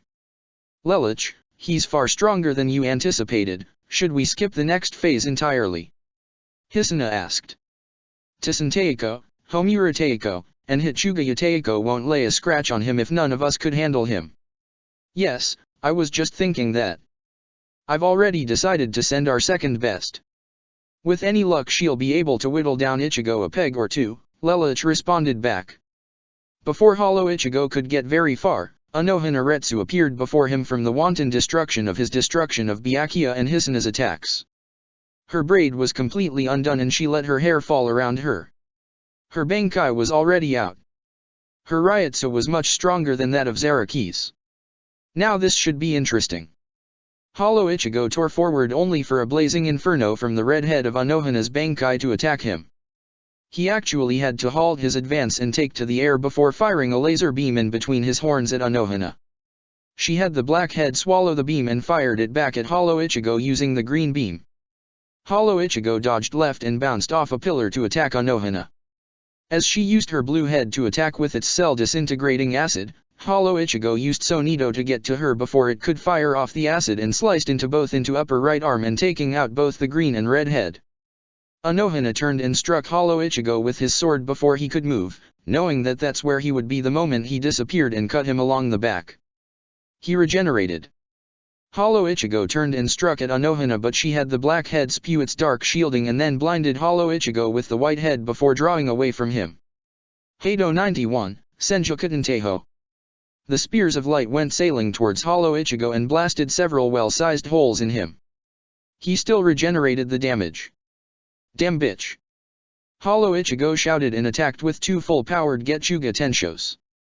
The green, now regenerated, head swallowed the attack, and it was fired back out through the blue head. Hollow Ichigo got out of the way of his own attack and circled around Anohana's right flank as she fired the blazing tornado from her Bankai's red head as she sent the blue head out to try and slash Hollow Ichigo. He used Sonido to break past both and get close to Anohana's position on her left flank. He let fly his massive Ryutsu to try and immobilize her, but all it did was restrict her movement. Hollow Ichigo turned and zipped his blade into the medical captain. He pierced through her right forearm, the sides of her abdomen and her left forearm. He rushed forward unarmed and decked Anohana in the face only for the green head to clamp down on his hand and bite it off. In anger, Hollow Ichigo fired a balla from his other hand and regenerated the bitten off one. Even with the wounds in her body, Anohana was still going strong. She would not back down, not even for a second. As she was pushed back from Hollow Ichigo, the powerful Hollow called for his sword with telekinesis and charged energy into it and created a super Getsuga Tensho. To put it simply, he created a single Getsuga Tensho with the power of the two he normally fired, but with 3 times the magnitude. Anohana found herself unable to absorb the attack and used all 5 heads to defend herself, since there was no escape from the attack, and was pushed back all along the battlefield as all 5 of her heads were destroyed and the blade in her snapped in half. "There," Hollow Ichigo panted, "give up. Fall over. Admit defeat." Anohana stood hunched over, her hair blocking Hollow Ichigo from viewing her eyes as her hood had been torn clear off. She responded to Hollow Ichigo's outbursts, but not in the way he thought she would. Anohana began to laugh. It was a small snicker at first, but then it turned into full-blown maniacal laughter, the likes of which she hadn't exuded ever since she used to butcher civilians in the Rokanga. She lifted her head up. The frenzied, bloodthirsty look in her eye was unmistakable. Hollow Ichigo had reawakened the demon within Anohana. Anohana spoke with frenzied ecstasy. "Yes, you are the one," she smiled ear to ear, "you are the one to finally break me, to force me to use all of my power. I never thought that I would ever face an enemy to force me to utilize my Bankai's truest form, but you have shown me that such a warrior can exist, and it thrills me to my very being." Anohana stood with her legs apart, left arm thrown out and burnt, snapped in half, blade held out in front of her at a 45-degree angle. "Sever the head and let the body be born.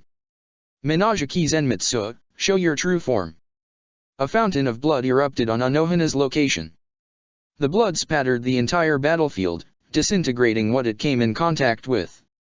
It even ate through Hollow Ichigo's skin a bit, forcing him to back away and the high-speed regeneration to kick in. After the acidic red blood finished spewing in every which direction, Anohana finally revealed her form.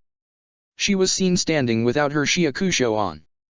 On her upper body Anohana was wearing a sarashi all over her torso. Her lower body was covered only by red tights to which Anohana was wearing gilded high heels. All of her hair had turned grey and her eyes were blood red with teardrop marks coming down her cheeks, but it was just paint. However, the most striking feature of Anohana's current form was the gigantic, blood-red, manta ray wings sticking out of her back. Each wing had an eye in the center of it very similar to Minazuki's Shikai eye. In Anohana's right hand was a long Nodaichi-sized sword, shaped like Minazuki's tail and colored the exact same way. "And what's this appetizing form?" Hollow Ichigo chuckled. "You like?" Anohana said with a smile, "This is Minazuki Zenmitsu's true form. When the head is severed the body flourishes.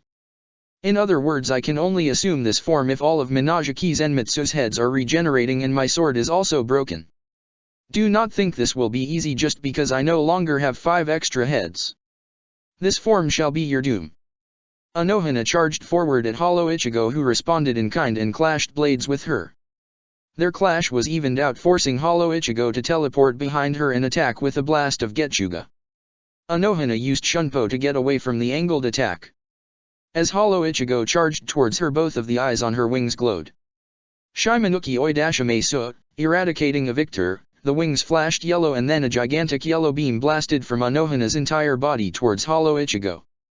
The blast swept through the entire battlefield, tearing it up, forcing Hollow Ichigo into the air.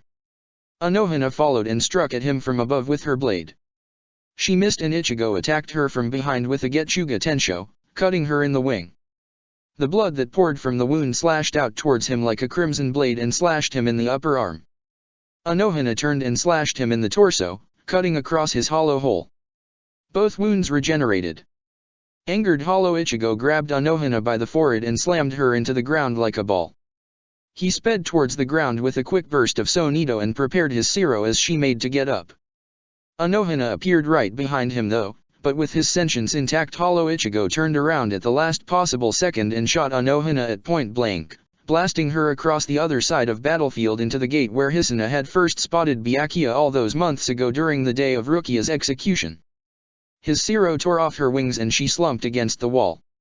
Hollow Ichigo was on her before she could recover and with his foot pinned her down onto the ground. He was prepared to shoot another Siro at her at a very close distance without Anohana able to put up any sort of guard at all, and she was already significantly damaged from his initial strike. In desperation, Anohana stabbed her blade into where Hollow Ichigo's heart should be on the human body, hoping to pierce the fist-sized organ and end the battle, but her reach couldn't get her high enough and she pierced into his abdomen instead, through the middle of his abdomen. "Game over," Hollow Ichigo stated. "No mercy then?" Anohana thought and actually smiled. How very hollow-like. An explosion of red energy erupted through the Siriti towards the sky. Lelouch saw it from his division's training grounds as he continued to fiddle with the runic spike he had shown in his slideshow. "It seems we will have to rely on this after all. Yamamoto Suteiko, please hold out long enough for me to use this." As Hollow Ichigo stepped away from Anohana, leaving the woman with her face and chest scarred beyond recognition, her marched towards his goal, Head Captain Yamamoto. The old man patiently waited for Hollow Ichigo to come to him, and Hollow Ichigo found him in his office as he landed on the balcony that overlooked the Siriti. "I've been waiting for you, Kurosaki Ichigo," Yamamoto spoke to the hollow-possessed teen. "Head Captain Yamamoto," Hollow Ichigo grinned, "I've been looking forward to this." "You are not truly Kurosaki Ichigo, are you?" Yamamoto asked. He knew that if this were truly Ichigo he would have been addressed, if but rudely, as Gi-Sanbai Ichigo.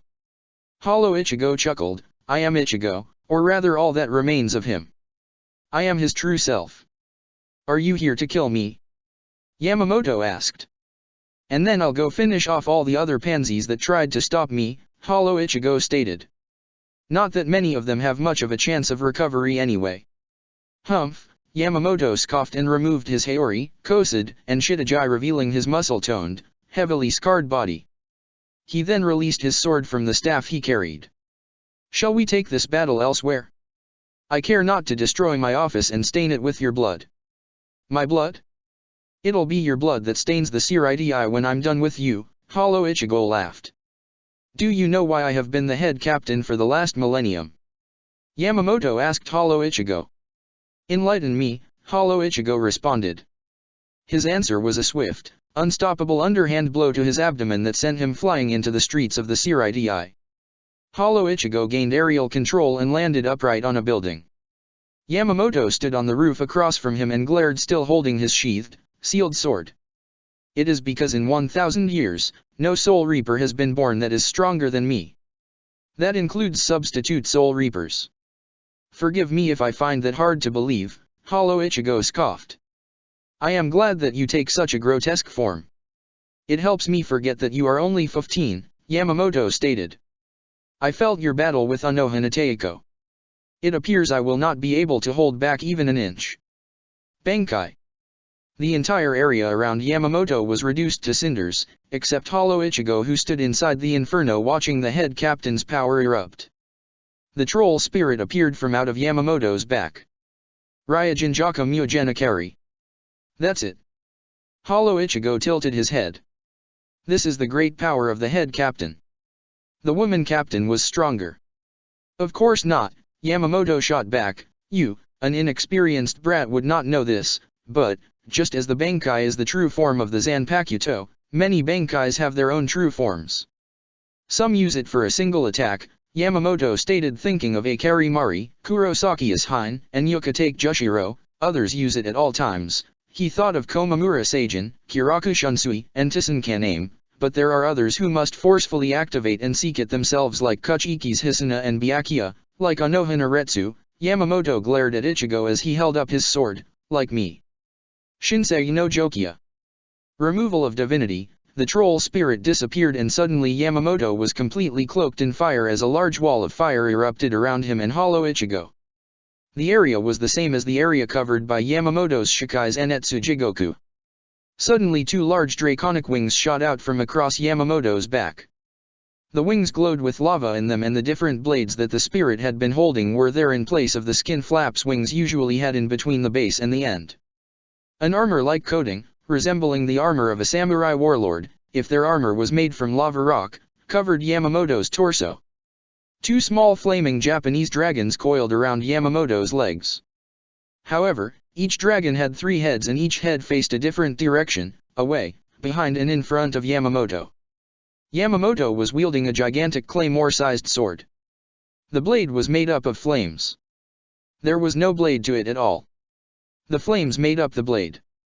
Yamamoto was wielding the sword with only his right arm. Around Yamamoto's head was a Japanese-style headband. In place of the Japanese rising sun was the troll spirit from Ryujinjaka Mugenakari's initial form. With his left arm Yamamoto beckoned Ichigo forward. "Come, I will show you the power you could only hope to match. Your Ryutsu certainly is more impressive than that of the woman Soul Reaper or that brute Zaraki, but it doesn't matter. I'll crush you," Hollow Ichigo declared, and with a flash of black energy his Shiakusho repaired itself, restoring his Ryutsu. "Let's go, old man. Show me what you've got." Hollow Ichigo and Yamamoto rushed towards each other, and the ensuing clash caused an eruption of spirit energy to tower towards the sky. To be continued. Chapter 115, Hollow Ichigo vs Head Captain Yamamoto. Ichigo's Inner World. The skyscrapers were gone, replaced by nothing but blackness, total blackness. Somewhere in the blackness lay Ichigo, his inner world body still broken and destroyed, but it was being repaired ever so slowly by Tensou Zanjutsu. The young adult-looking spirit stood over his master, bathing him in his care for his young master. His older, Shikai self appeared from the blackness as well and approached. "How is he doing?"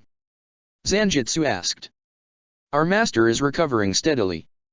I am lucky I could get to him when I did." "There is hope for his recovery," Tensou Zanjutsu answered. "Are you certain this is the right thing to do?" Zanjutsu asked. "Our dark counterpart acted of his own accord. This was not what was supposed to happen," Tensou Zanjutsu replied. "I was supposed to build Ichigo up so that he could handle power." Tensou Zanjutsu said Hollow Ichigo's true name, but since Ichigo did not know it, the name was blurred out of existence. I was to gradually teach Ichigo how to control my power so that he would not be overwhelmed by. At this rate, if Ichigo does not recover, we may all cease to exist. That's a little pessimistic, Zanjutsu stated. We should not underestimate the purple-eyed one. Muramasa taught us that lesson well, Tensou Zanjutsu stated.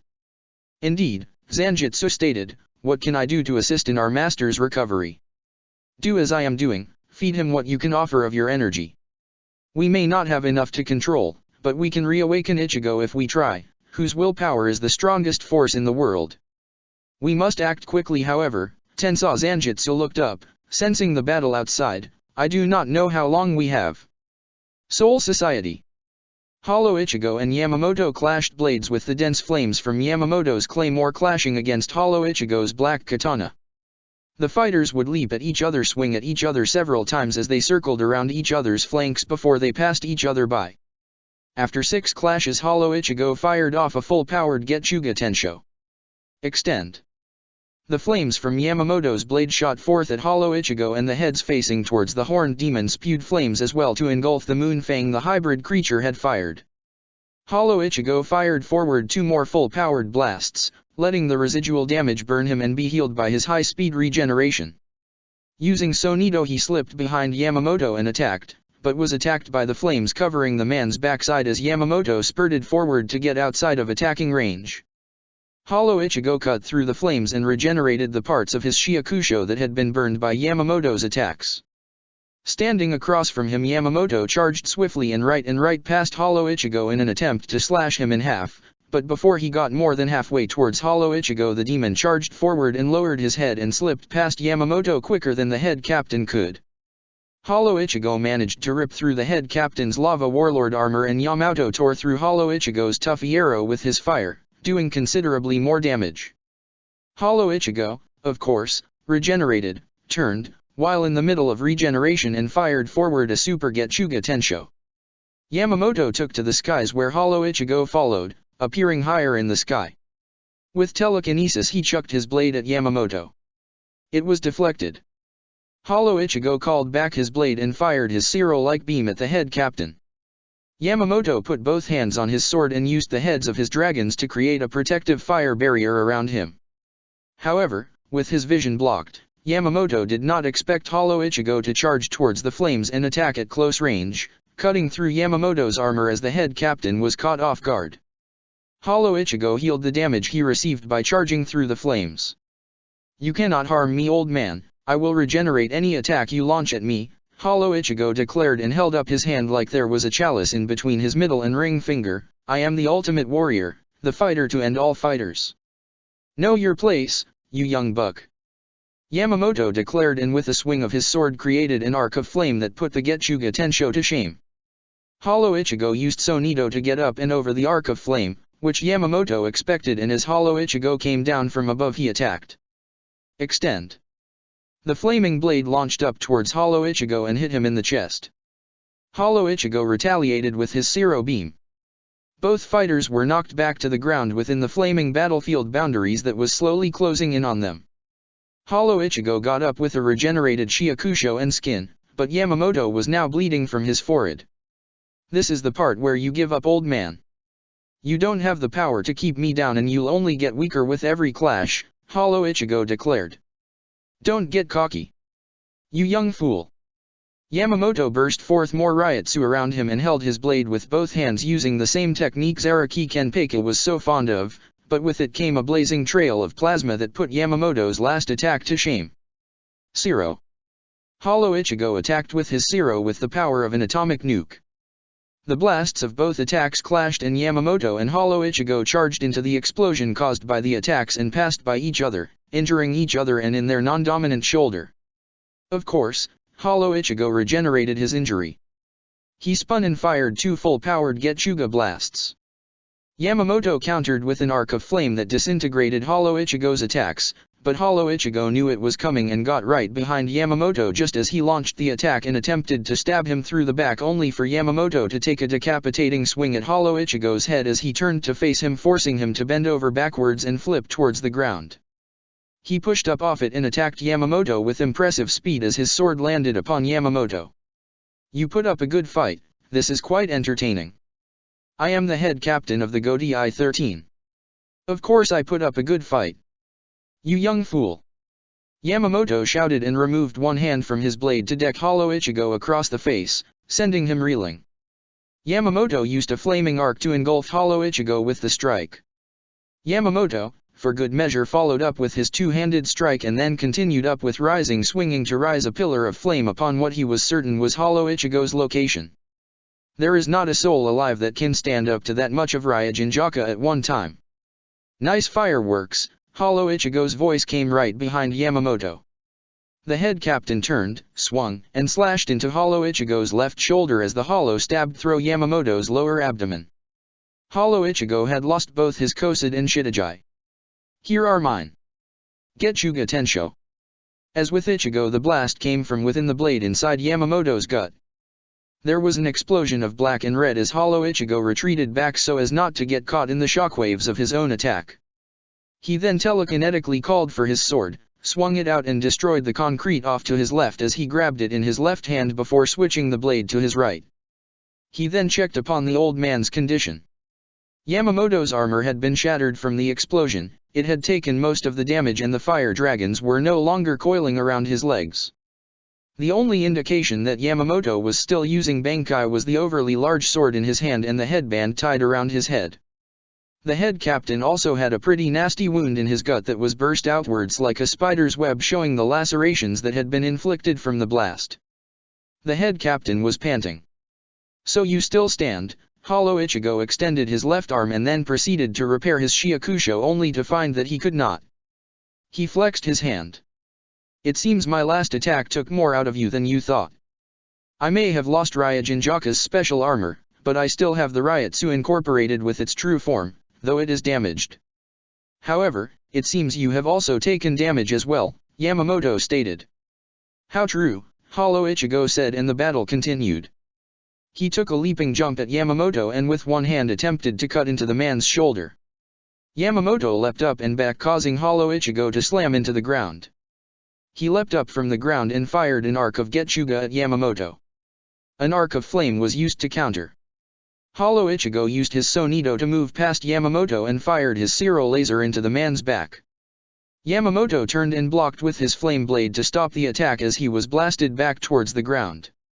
Yamamoto managed to slow himself down to 0 velocity and then shouted, "Extend." The flaming blade went up towards Hollow Ichigo. That won't work. Hollow Ichigo cut into the extending blade with a Getchuga imbued blade, splitting the flames in half and hitting Yamamoto. As dust was kicked up, Hollow Ichigo made an advance towards the old man to cut him, but Yamamoto came in faster and tore off Ichigo's left arm with his powerful sword swing. Yamamoto was burned and bleeding along his pecs and shoulders, but he was still going strong. With an aggravated glare, Hollow Ichigo regenerated his left arm and then picked up the severed one and threw it at Yamamoto like a weapon. As Yamamoto hacked the arm in half, Hollow Ichigo charged up a Zero and blasted it at the head captain. Yamamoto saw the obvious distraction and veered left. Hollow Ichigo pursued, and as the two ran across the air they slashed their blades against one another until they turned towards each other, both hands on their swords, holding their gazes against one another until Hollow Ichigo charged black and red energy in his blade amidst the clash. Getchuga Tensho. Yamamoto retreated from the resulting explosion, but lost his right sock and shoe in the process, and also his foot got rather scratched up too. With his slowed speed, but not by much, Hollow Ichigo got in front of him and fired off a multitude of high-powered Getchuga Tenshos, 8 in total.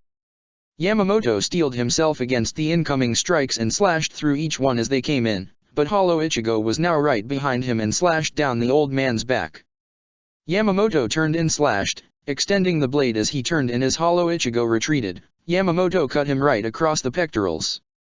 The wound regenerated and Ichigo fired off a half-powered Zero at Yamamoto. The blast went sailing out into Rukonga and blew upon impact. Thankfully it was away from a village. Hollow Ichigo got on Yamamoto's location again, but appeared beneath Yamamoto and fired his Zero Laser beam towards the sky. Yamamoto halted himself and pulled back sharply, allowing Hollow Ichigo to come up with a Getchuga imbued rising uppercut into the man's jaw. Yamamoto responded with a flame arc, which Hollow Ichigo swatted away with his blade only to get punched right below his hollow hole. Hollow Ichigo regenerated the damage to his arrow and fired off a full-powered Getsuga Tensho. If you keep using the same technique, eventually I will learn how to counter it, Yamamoto said, and used his two-handed vertical strike to overpower Hollow Ichigo. Veering off to the right, Hollow Ichigo ran around in a 20-degree arcade and then tore straight towards the head captain and impacted his sword on the man's flame blade as Yamamoto was pushed on the defense, with Hollow Ichigo charging forward with his battle frenzy. Yamamoto, feeling the loss of ground, removed one hand from his flame blade and held it up by his beard. Hado 88, Hiri Yujikazoku Shintenreiho. He blasted Hollow Ichigo in the face with the Kido.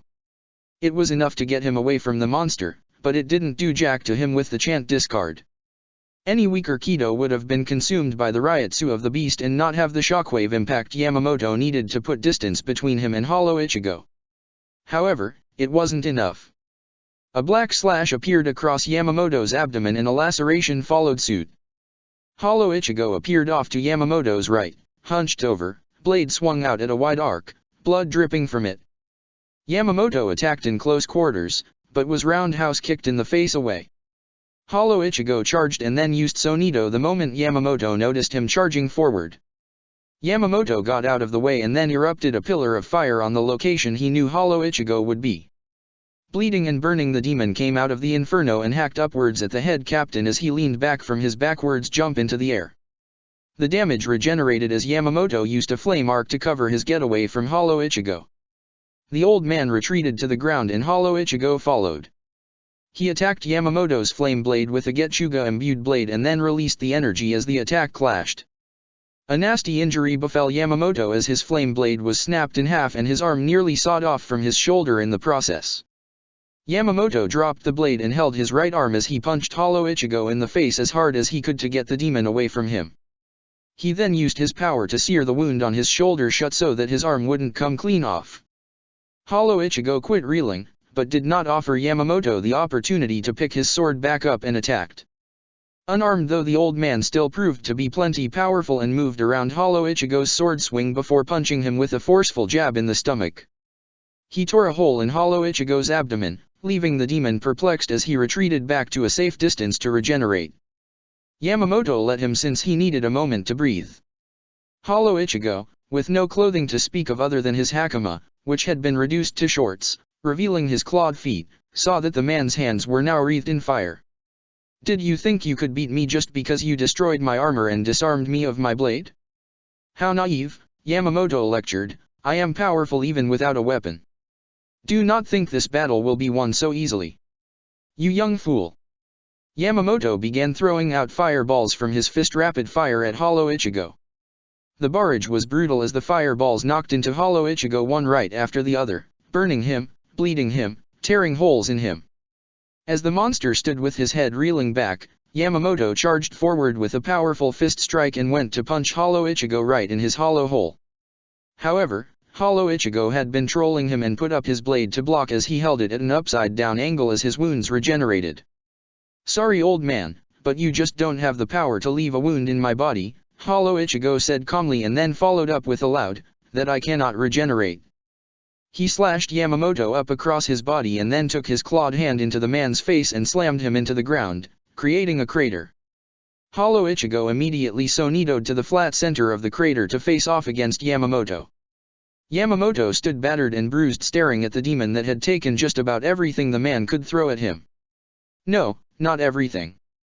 He had one technique left, and if that didn't re-level the playing field, the battle might be as good as lost. No, he couldn't think like that. He had to act. "Do you have anything left to throw at me?" Hollow Ichigo asked. "If so, you might want to give up."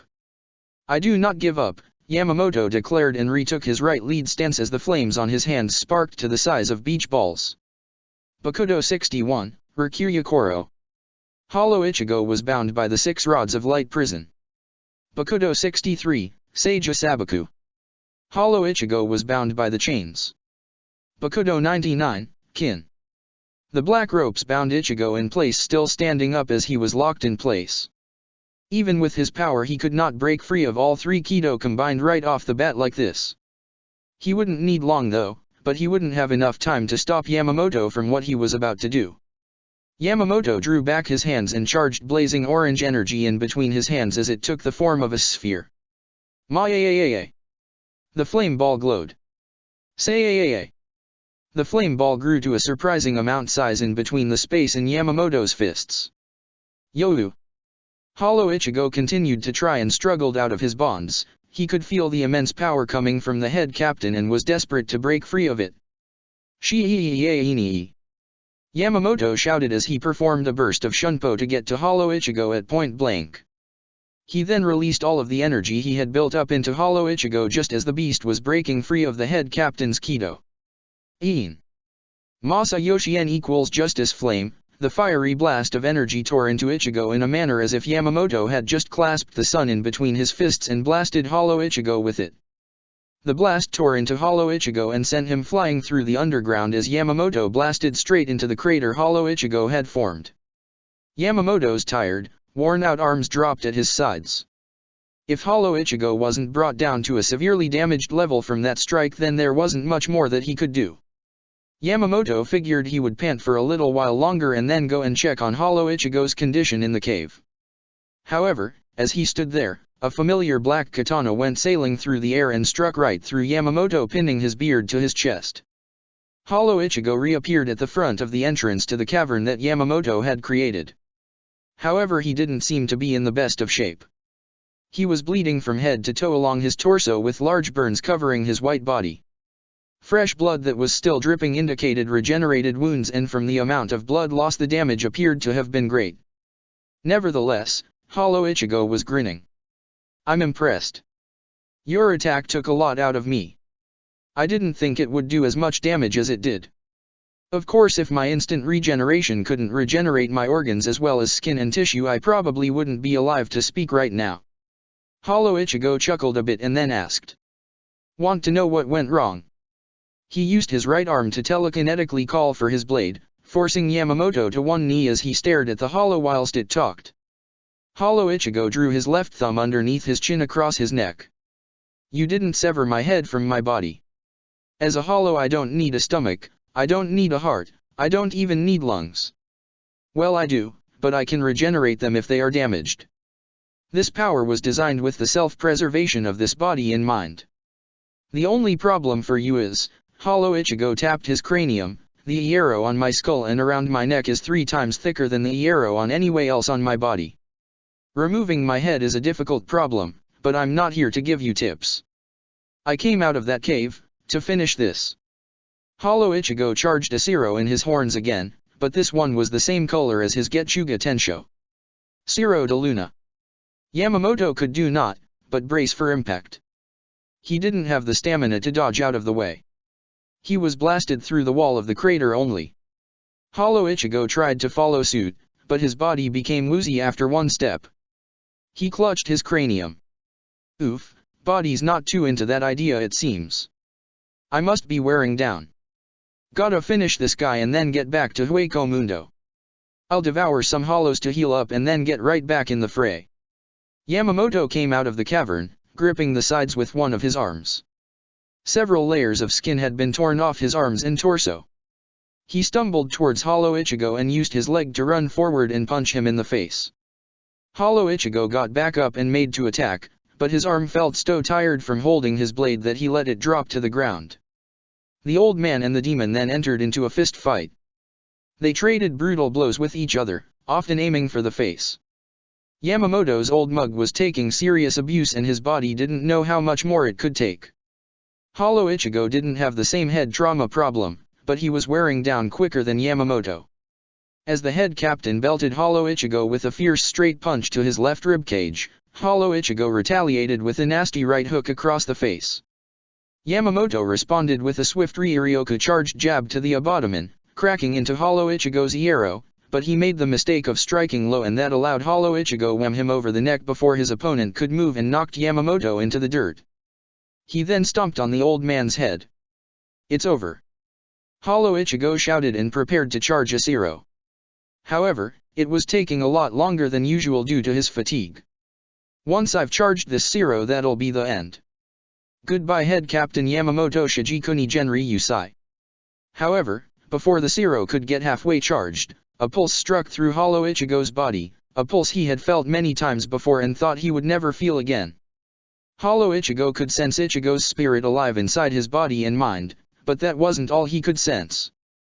No, sweat trickled down his forehead. Why are you helping him? I'm the king now, you're supposed to help me. Hollow Ichigo began staggering backwards, hands on his head, trying to fight Ichigo's spirit as it became stronger. His body was being healed and Ichigo was beginning to awaken. No! Hollow Ichigo shouted to the sky as a fierce hollow-like roar echoed through the air. This is my life, Hollow Ichigo heard Ichigo's voice inside his head, and I won't let you have it.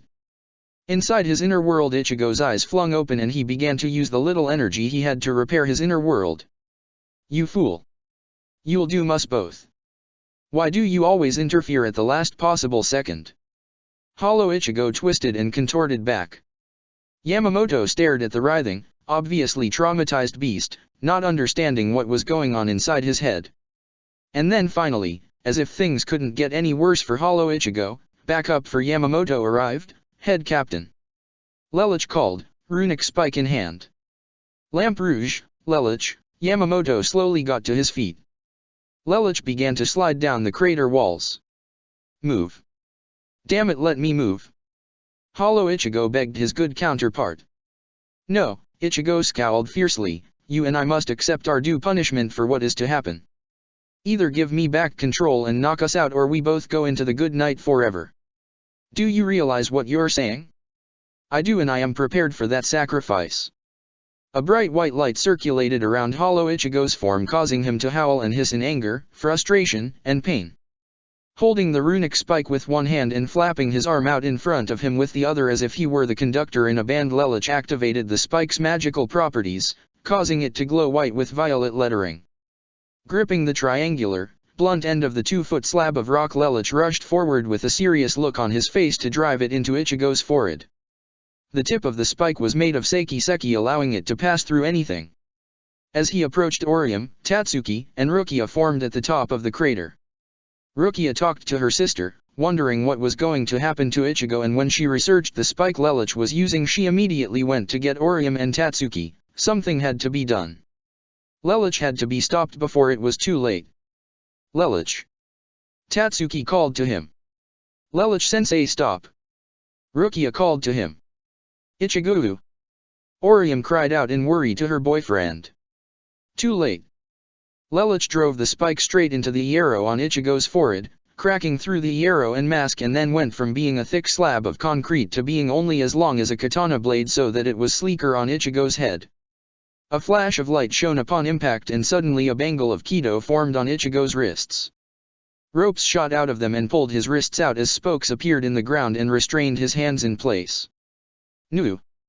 Orium ran towards Lelouch to stop what was happening, but Lelouch fanned out his arm to keep her back. If you get too close you'll get caught in it too, he told her. Orium grabbed his right shoulder and shook it. Stop it then. You have to stop this. Save Ichigo. You have to. This is the only way, Lelouch told her, which is not what Orium wanted to hear. Both watched as Ichigo's feet, as the boy was still in his resurrection, began to gray out. More accurately, they were turning to stone.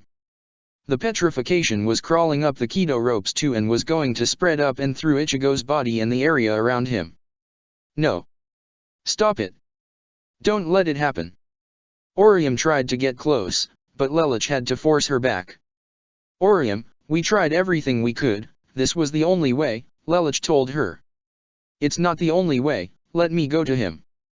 Orium tried to move past Lelouch. Hado 1, show, Lelouch pushed her back with Kido, earning him a punch to the face as Tatsuki jumped right to the area with her agility. What's the big idea attacking Orium? Tatsuki shouted. I can't let her go to Ichigo. What's done is done, Lelouch stated. Tatsuki began to choke Lelouch. You bastard. Let him out. Undo the seal. Do something. Rukia was forced to swat Tatsuki off her teacher. Lelouch coughed as he dropped to one knee. Rukia massaged his shoulders to make sure he was all right. Orium stood with blank eyes of fear. Tatsuki stared with tears as both looked at Ichigo turn completely to stone until his hollow hole was the last thing to petrify. Tatsuki dropped to her knees and screamed in frustration and anger as she broke down and cried. Orium, still standing shocked and unsure what to do, simply spoke quickly. Soten Kishan. Irie. Lelouch clamped his hand firmly over her mouth. I can't let you undo that seal. Lelouch told her. If you undo it now, his inner hollow will emerge and proceed to kill us all. That seal will hold while his inner hollow is still in control. Ichigo, the Ichigo you loved and cherished, is gone. Orium. Tears started to form in the girl's eyes. I'm sorry, I know that my apology is meaningless, but I'm sorry. If, though, he's still alive in there, somewhere, and he takes control, somehow, I don't know how, I don't even know if he can now, but, nothing in this world is certain. He might come back, but for now you'll just have to face the truth. Kurosaki Ichigo is gone. Lelouch removed his hands from Orium's mouth. She didn't break down, she didn't cry. She simply walked forward, with dull, empty eyes towards Ichigo's stone body. Rukia, with Ichigo's sword in her hand, still in its bankai stated, placed it in front of the hollow-fied, petrified teen as a grave marker. There were tears in her eyes too, and she was doing her best not to cry. Orium walked towards Ichigo and stroked his stone face, despite its demonic look, as if she had to make sure that he was really a stone statue. She felt his chest, trying to ascertain a heartbeat, even put her hand through the hollow hole, but on the inside there was only concrete. Orium dropped to her knees as if all their strength had been drained. She stared through the space in between Ichigo's legs as her eyes did not move, waver, shiver, or form tears. Lelouch knew how much it hurt to lose the one you loved, but Orium was beyond hurt, beyond devastated. There was nothing to describe the gigantic void that had been carved into her heart. You two should go back. Rukia stared at the ground in sorrow, tears choking her. There's nothing for you here anymore. Rukia's right, Tatsuki said, still feeling blue, but knowing she had to be strong for her best friend. Come on Orium, she told her. She proceeded to walk away, but Orium was still on her knees staring at the ground. Tatsuki shook her shoulder. Orium, come on. We need to go home. Orium didn't answer her, just continued to stare at the ground. Tatsuki looped herself underneath her shoulders and helped Orium to her feet, but the teen's legs refused to lock in place and Tatsuki had to stop her from falling backwards towards the ground. She gently got Orium upright only for the girl to walk towards Ichigo's stone body. She spoke. Every day. Tatsuki and Rukia looked at her in confusion. Every day, Orium spoke broken-heartedly and brought her hand up by her chest as tears started to roll down her cheeks non-stop. I'll come here every single day. Lelouch said there might be a chance you'll come back, so I'll keep coming back. I won't give up on you. Orium gripped the stone statue, looping her arms around its neck and closed her eyes. I love you so much. I'll always love you, Ichigo. I'll never stop loving you. Lelouch looked away to the side in anguish. He knew this was the only thing that could be done, but even he knew that it was going to affect everyone around him. Even weakened, he and the others would have had no chance against Ichigo's hollow. As he looked aside in anguish, even the cold, calculating captain of Squad 10 shed 2 tears and started to walk away to aid the head captain. Can you walk? He asked. If you can get me out of this crater, Yamamoto told him. Can do, Lelouch said. It was a couple more minutes before Tatsuki managed to convince Orium that they had to go. Rukia then took them both back to Karakura town. 3 weeks and 2 days later. True to her word, Orium kept coming by every day to pray to Ichigo's grave site for his safe return. Most of the Siridi had been repaired from the rampage in Ichigo's statue and his blade had been moved from its original location. The blade had reverted to sealed form in the last 3 weeks, but it had not broken, and that gave Orium hope. Ichigo's statue's site was now on top of a hill next to an evergreen tree. The sun was beginning to set over the horizon as Orium stood in front of Ichigo's statue. I keep coming back here every day, like I promised. She spoke softly. Lamperouge-kun arranged it so that only us, your friends, still remember you. To the rest of the world, Kurosaki Ichigo doesn't exist, but that'll all change if you come back. Yuzu and Karen are doing fine even if they don't realize you're gone. Soma-san and Ishida-kun are going out now and Otomaka-san is working really hard to complete the mission she's been assigned. Orium gripped at her uniform and looked down. Tatsuki-chan keeps telling me I should just give up, that if you were going to come back you would come back already. Tears dripped from Orium's eyes. But I'm not going to give up. Not now, not in a year, not in 3, 5, or 7 years. I will never give up hope. She leaned against the statue. Ichigo, she sobbed, come back to me, please. Ichigo's inner world. As the teen was not dead, Ichigo's inner world was still existent, though he was not aware of his state as he'd been comatose ever since he'd been sealed. Tensou Zanjitsu and Zanjitsu had been working tirelessly to repair Ichigo's inner world and nurse him back to health. When Ichigo finally woke up he was lying on his back in his Shiakusho with Zanjitsu's sealed form. So you're finally awake. A chill ran down Ichigo's spine and quickly he whipped out his sword and turned around to face his hollow. The white-skinned creature's arms were folded, but he too had Zanjitsu's sealed form sheathed behind his back. Go away, Ichigo growled. I'm not here to fight. Hollow Ichigo's eyes had no malice to them, a first for the raging beast. Ichigo put his sword away. I'm listening, Ichigo told him. I want to know, do you understand the strength of my power? I understand it. You're so powerful that with it we could defeat anyone in the Soul Society, but, Ichigo looked down and clenched his fist, it's demonic, and cruel, and inhuman. I won't become a demon. Ichigo shouted at his hollow. I thought you wanted the power to protect everyone you care about. If you reject my power you're giving up that goal, Hollow Ichigo told him. It also means you will never be able to realize your true potential. Even if it means that, I refuse to use a power that strips away the last of my humanity. If fate is a milestone then we are the grist. There is nothing we can do. So I wish for strength.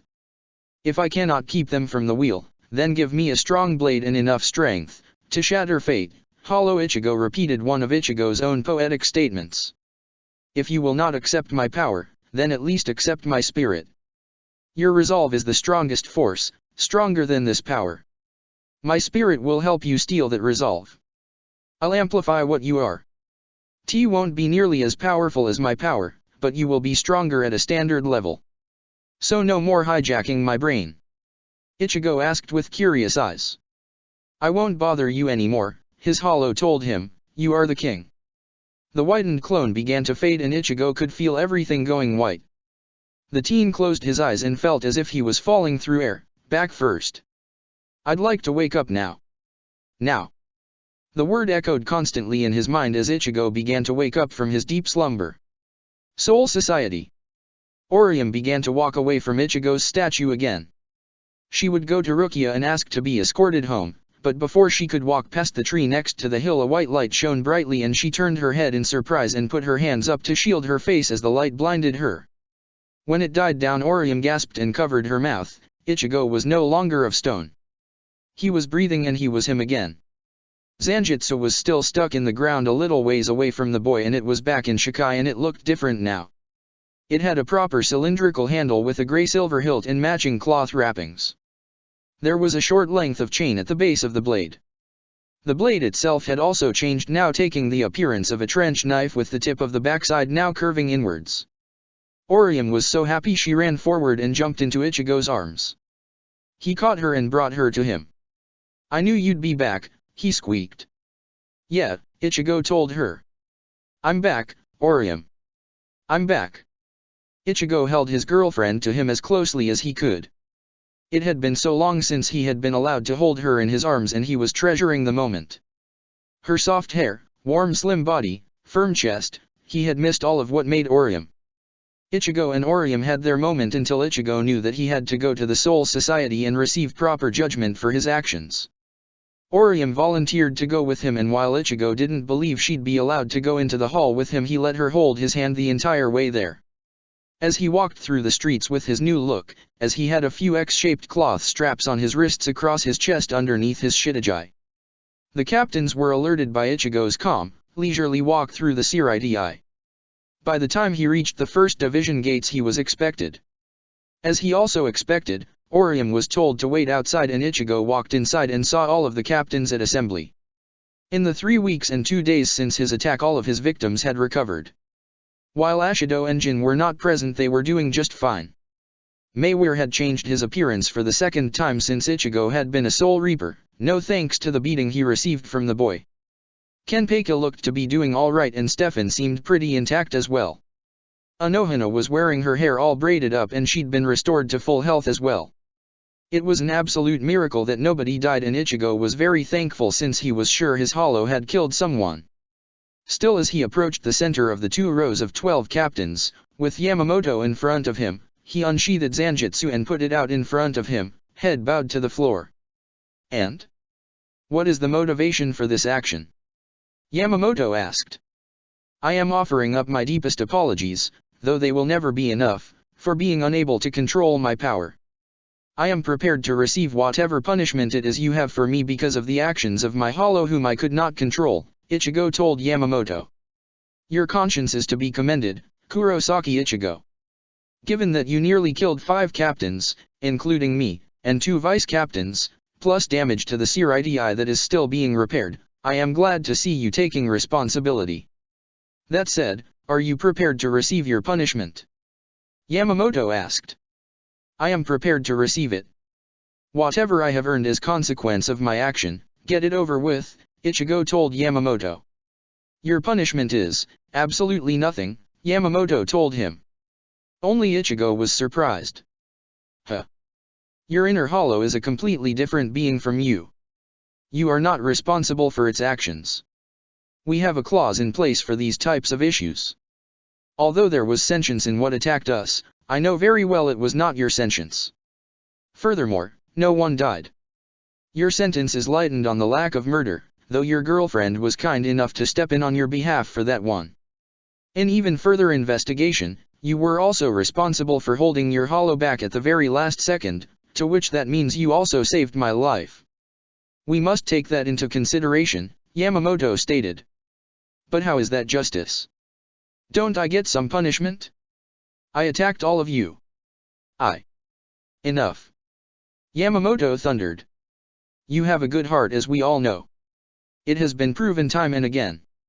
We are letting you go. The damage you have done can be repaired. You were not in control of your actions. It is not justice to punish you. Ichigo got to his feet and put Zanjutsu back. All right then. I guess I'll go home then. Ichigo prepared to leave. Just a minute, Yamamoto told him. Ichigo looked back at the old man. Now that you are back, Shiburukia and Yuka Take Vera will be going back with you, and before you go back, we must undo the change to society that we made, Yamamoto stated. What are you talking about? Ichigo asked. We had to disable your existence from Karakura Town to protect the hearts of those who would grieve for you and would not understand what happened, Lelouch explained.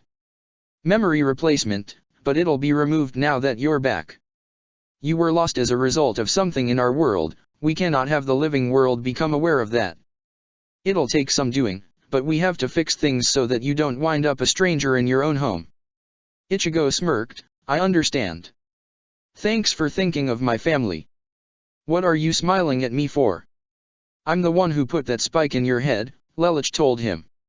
Ichigo continued to smile. That's all I can do right now, he said, and then headed for the door. Be seeing ya. He closed it behind him. As the captains disassembled, Stefan approached Lelouch. Why was the head captain so lenient on the substitute? I still don't understand that. True, he didn't have control, but what's to say he's not a threat any longer? We saw that ginormous power at his disposal. What do we do about it? That's what the spike was for, Luscateiko, Lelouch told him. It could only be broken if the power within Ichigo that was making him crazy could no longer be used. That doesn't matter. He could eventually turn on us for real. He is still a powerful entity, shouldn't we restrain his power more than what the badge is doing? Stefan asked. If you're questioning his loyalty and think the head captain trusts him fully, do not be fooled, Lelouch told him. We are still searching for Jinjo Kyujo. At the time of their clash we will be able to tell the truth of where Kurosaki Ichigo's loyalties lie. That is why the head captain let him go, so that he will face Jinjo in the future and we will truly know if we can trust him. And you're not going to tell him? Stefan asked. We agreed that we would keep that a secret from Kurosaka no matter what. There are things even friendship does not override. What happened in hell was the direct result of my sentimentality towards being a proper big brother. That is the only thing, Lelich glanced at Stefan, that will ever override anything. I see, Stefan stated. Well then, I trust you to carry out the task you have been given regarding Jinjo's case. Thank you, I trust you to do your part as well when the attack is called, Lelich stated. He returned to his office and sat down and began to think. This is your final test, Ichigo. Lelich thought. If you act in the way we desire, we can fully trust you. You will essentially be one of us. Side with us, Ichigo. Embrace justice. End of chapter 115. Check the description for the links to the author.